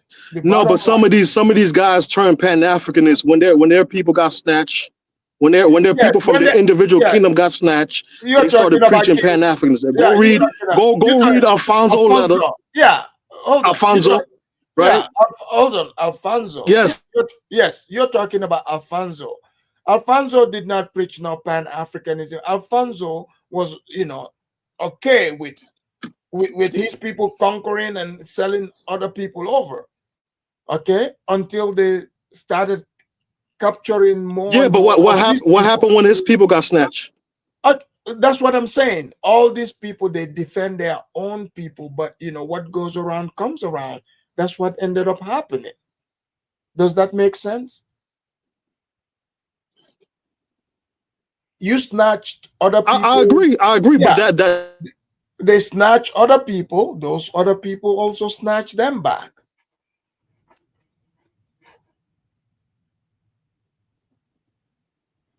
yeah, that's true. Yeah, I mean, it's not like they were the only ones with guns. Other people were making trades too. They got guns as well. So it's just like Bloods and Crips. I mean, they turned the place into Chirac, and they continue the Chirac we see today.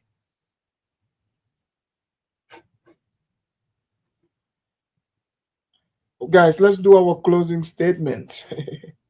I mean, I guess the point I'm trying to help Princess to understand was the even during the Islamic time, people kind of spread.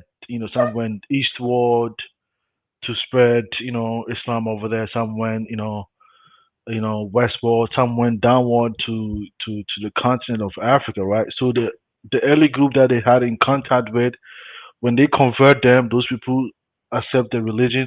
They also goes further to convert other people. So that's how like the cycle has always been. You convert me, I grow in it, then I also get up and go convert other people. So that's how it's always been. Even like the people of Mali when they, embrace it, they also went further to, convert other people. It's always been like that. So you can't just entirely blame the Arabs. Some part of it too were done by the indigenous people. Zongo, before your closing, you want to add this? What did you, finding out about this new? Is this information new to find out majority over 50% of the slaves were from certain region? I mean, yeah, I mean, I think it's kind of like an I mean, interesting. Ghana will still pay reparation. Don't think, but yeah. It's a kind of really interesting revelation. I think what really kind of saddens my heart is that, I mean, the real truth is not being told. Especially the Pan African, they tend to exaggerate stuff. Make it seem like they were powerful. They are not really telling the real truth. So I'm really glad that you kind of like use this particular uh summary to kind of enlighten people about what really happened. I mean that's some aspect of the history, not entirely, but at least Well, for new we're not gonna get all of it in one sitting. yeah for new students. I mean it's like a history 101 for them. So yeah, Well, so it's thank you good. so much. Okay. Thank you. All right, Princip, go ahead. Oh, you want to be the last one? Hold on, Musa would have to be the last one. You go ahead. No. I'm gonna go ahead. I didn't say. Yeah, let Musa be the last. He's the guy bringing apples to the professor. He's the student, number one student here. But my main point was not that I never blame no Arabs. I blame Massa Musa. That's not an Arab. So I said Massa Musa is the one who brought in these other individuals to Arabize the people. And that was my point. I never said that is the Arab fort. If you look at the Ottomans kind of regulated and tried to control the control of the Arabs over them. So it's not the same dynamics. So that's my main point. And I understand that number one thing is that it was tribal war. We're in the West. due to tribal war. It's not Africans sold Africans. That's fake. The reality is Africa consists of thousands of tribes, and different African tribes at different regions, different historical events, such as the oil expansion, etc. All these different things were happening, Islamic expansion, that led into slavery. You know what I mean? So these different dynamics is what created the common day, and we are a fusion of both the victim tribes and the aggressor tribes. I always say that. But at the end of the day, it's still a lesson to be learned, from these situations. And I do believe Pan-Africanism is literally the only solution. And I don't mean Pan-Africanism, we all the same. I mean Pan-Africanism that we all coordinate, learn from history, and do better. You know what I mean? That's what the white man did. The white man learned from what happened with the Ottomans and the Moors, and he created a bloc. Until this day, even though America is a nation of white people that were persecuted, put on boats, subjugated, taxation with no representation, you still see to this day the greatest allies of the whites in America is Europe. So I believe Pan-Africanism White people is no came different. from Europe. And then when you talk about Dahomey, they're not called Dahomey. Their name was the Fon people, and the Fon is a mixture of different tribes that came together. You mean the Fon? Fon. I'm sorry, it's a delay. It's a delay. What you said? You mean the Fon people? It's a delay. It's a delay.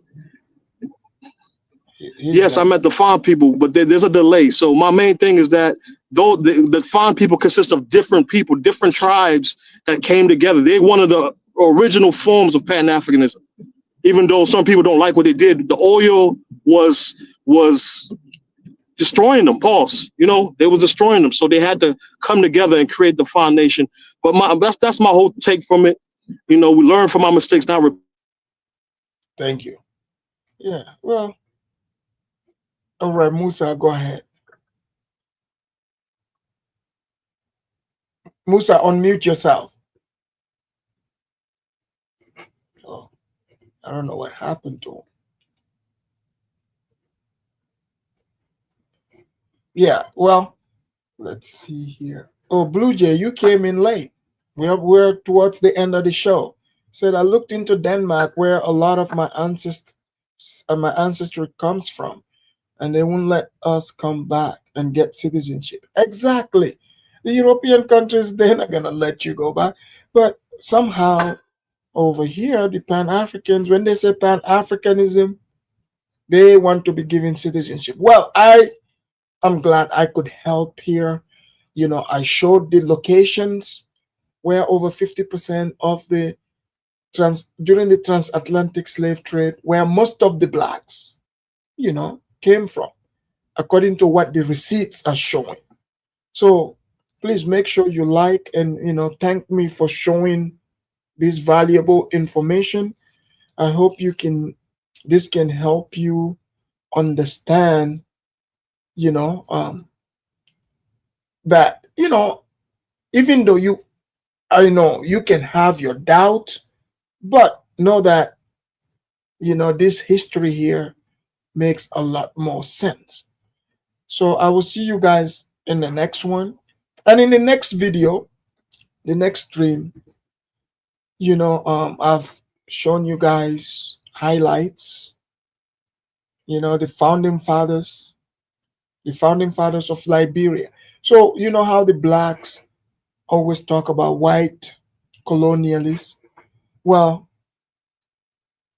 we're gonna explore, are the blacks their behavior, are they considered, the founding fathers? So you see, these people were the ones, they are the founding fathers of Liberia, modern day Liberia. So we will explore to see if Liberia was colonized or not. That would hopefully be the next stream. All right. So I will see you guys on the next one. Please make sure you like and share. And next time, bring the heat. Okay, Princip? I'm out. Lend thy ears to the Freedomers. Pay attention to the Freedomers. The true Soninke warrior, naturalist his intelligence, as a true professor, solution to brainwash diseases. Sit back, relax, and hear the wisdom. Afridamus will heal your minds. Sit back, reflect, you'll find no objection. Afridamus will clear your doubts here. Always log on to the Afridamus. Lend thy ears to the Afridamus. Is the truth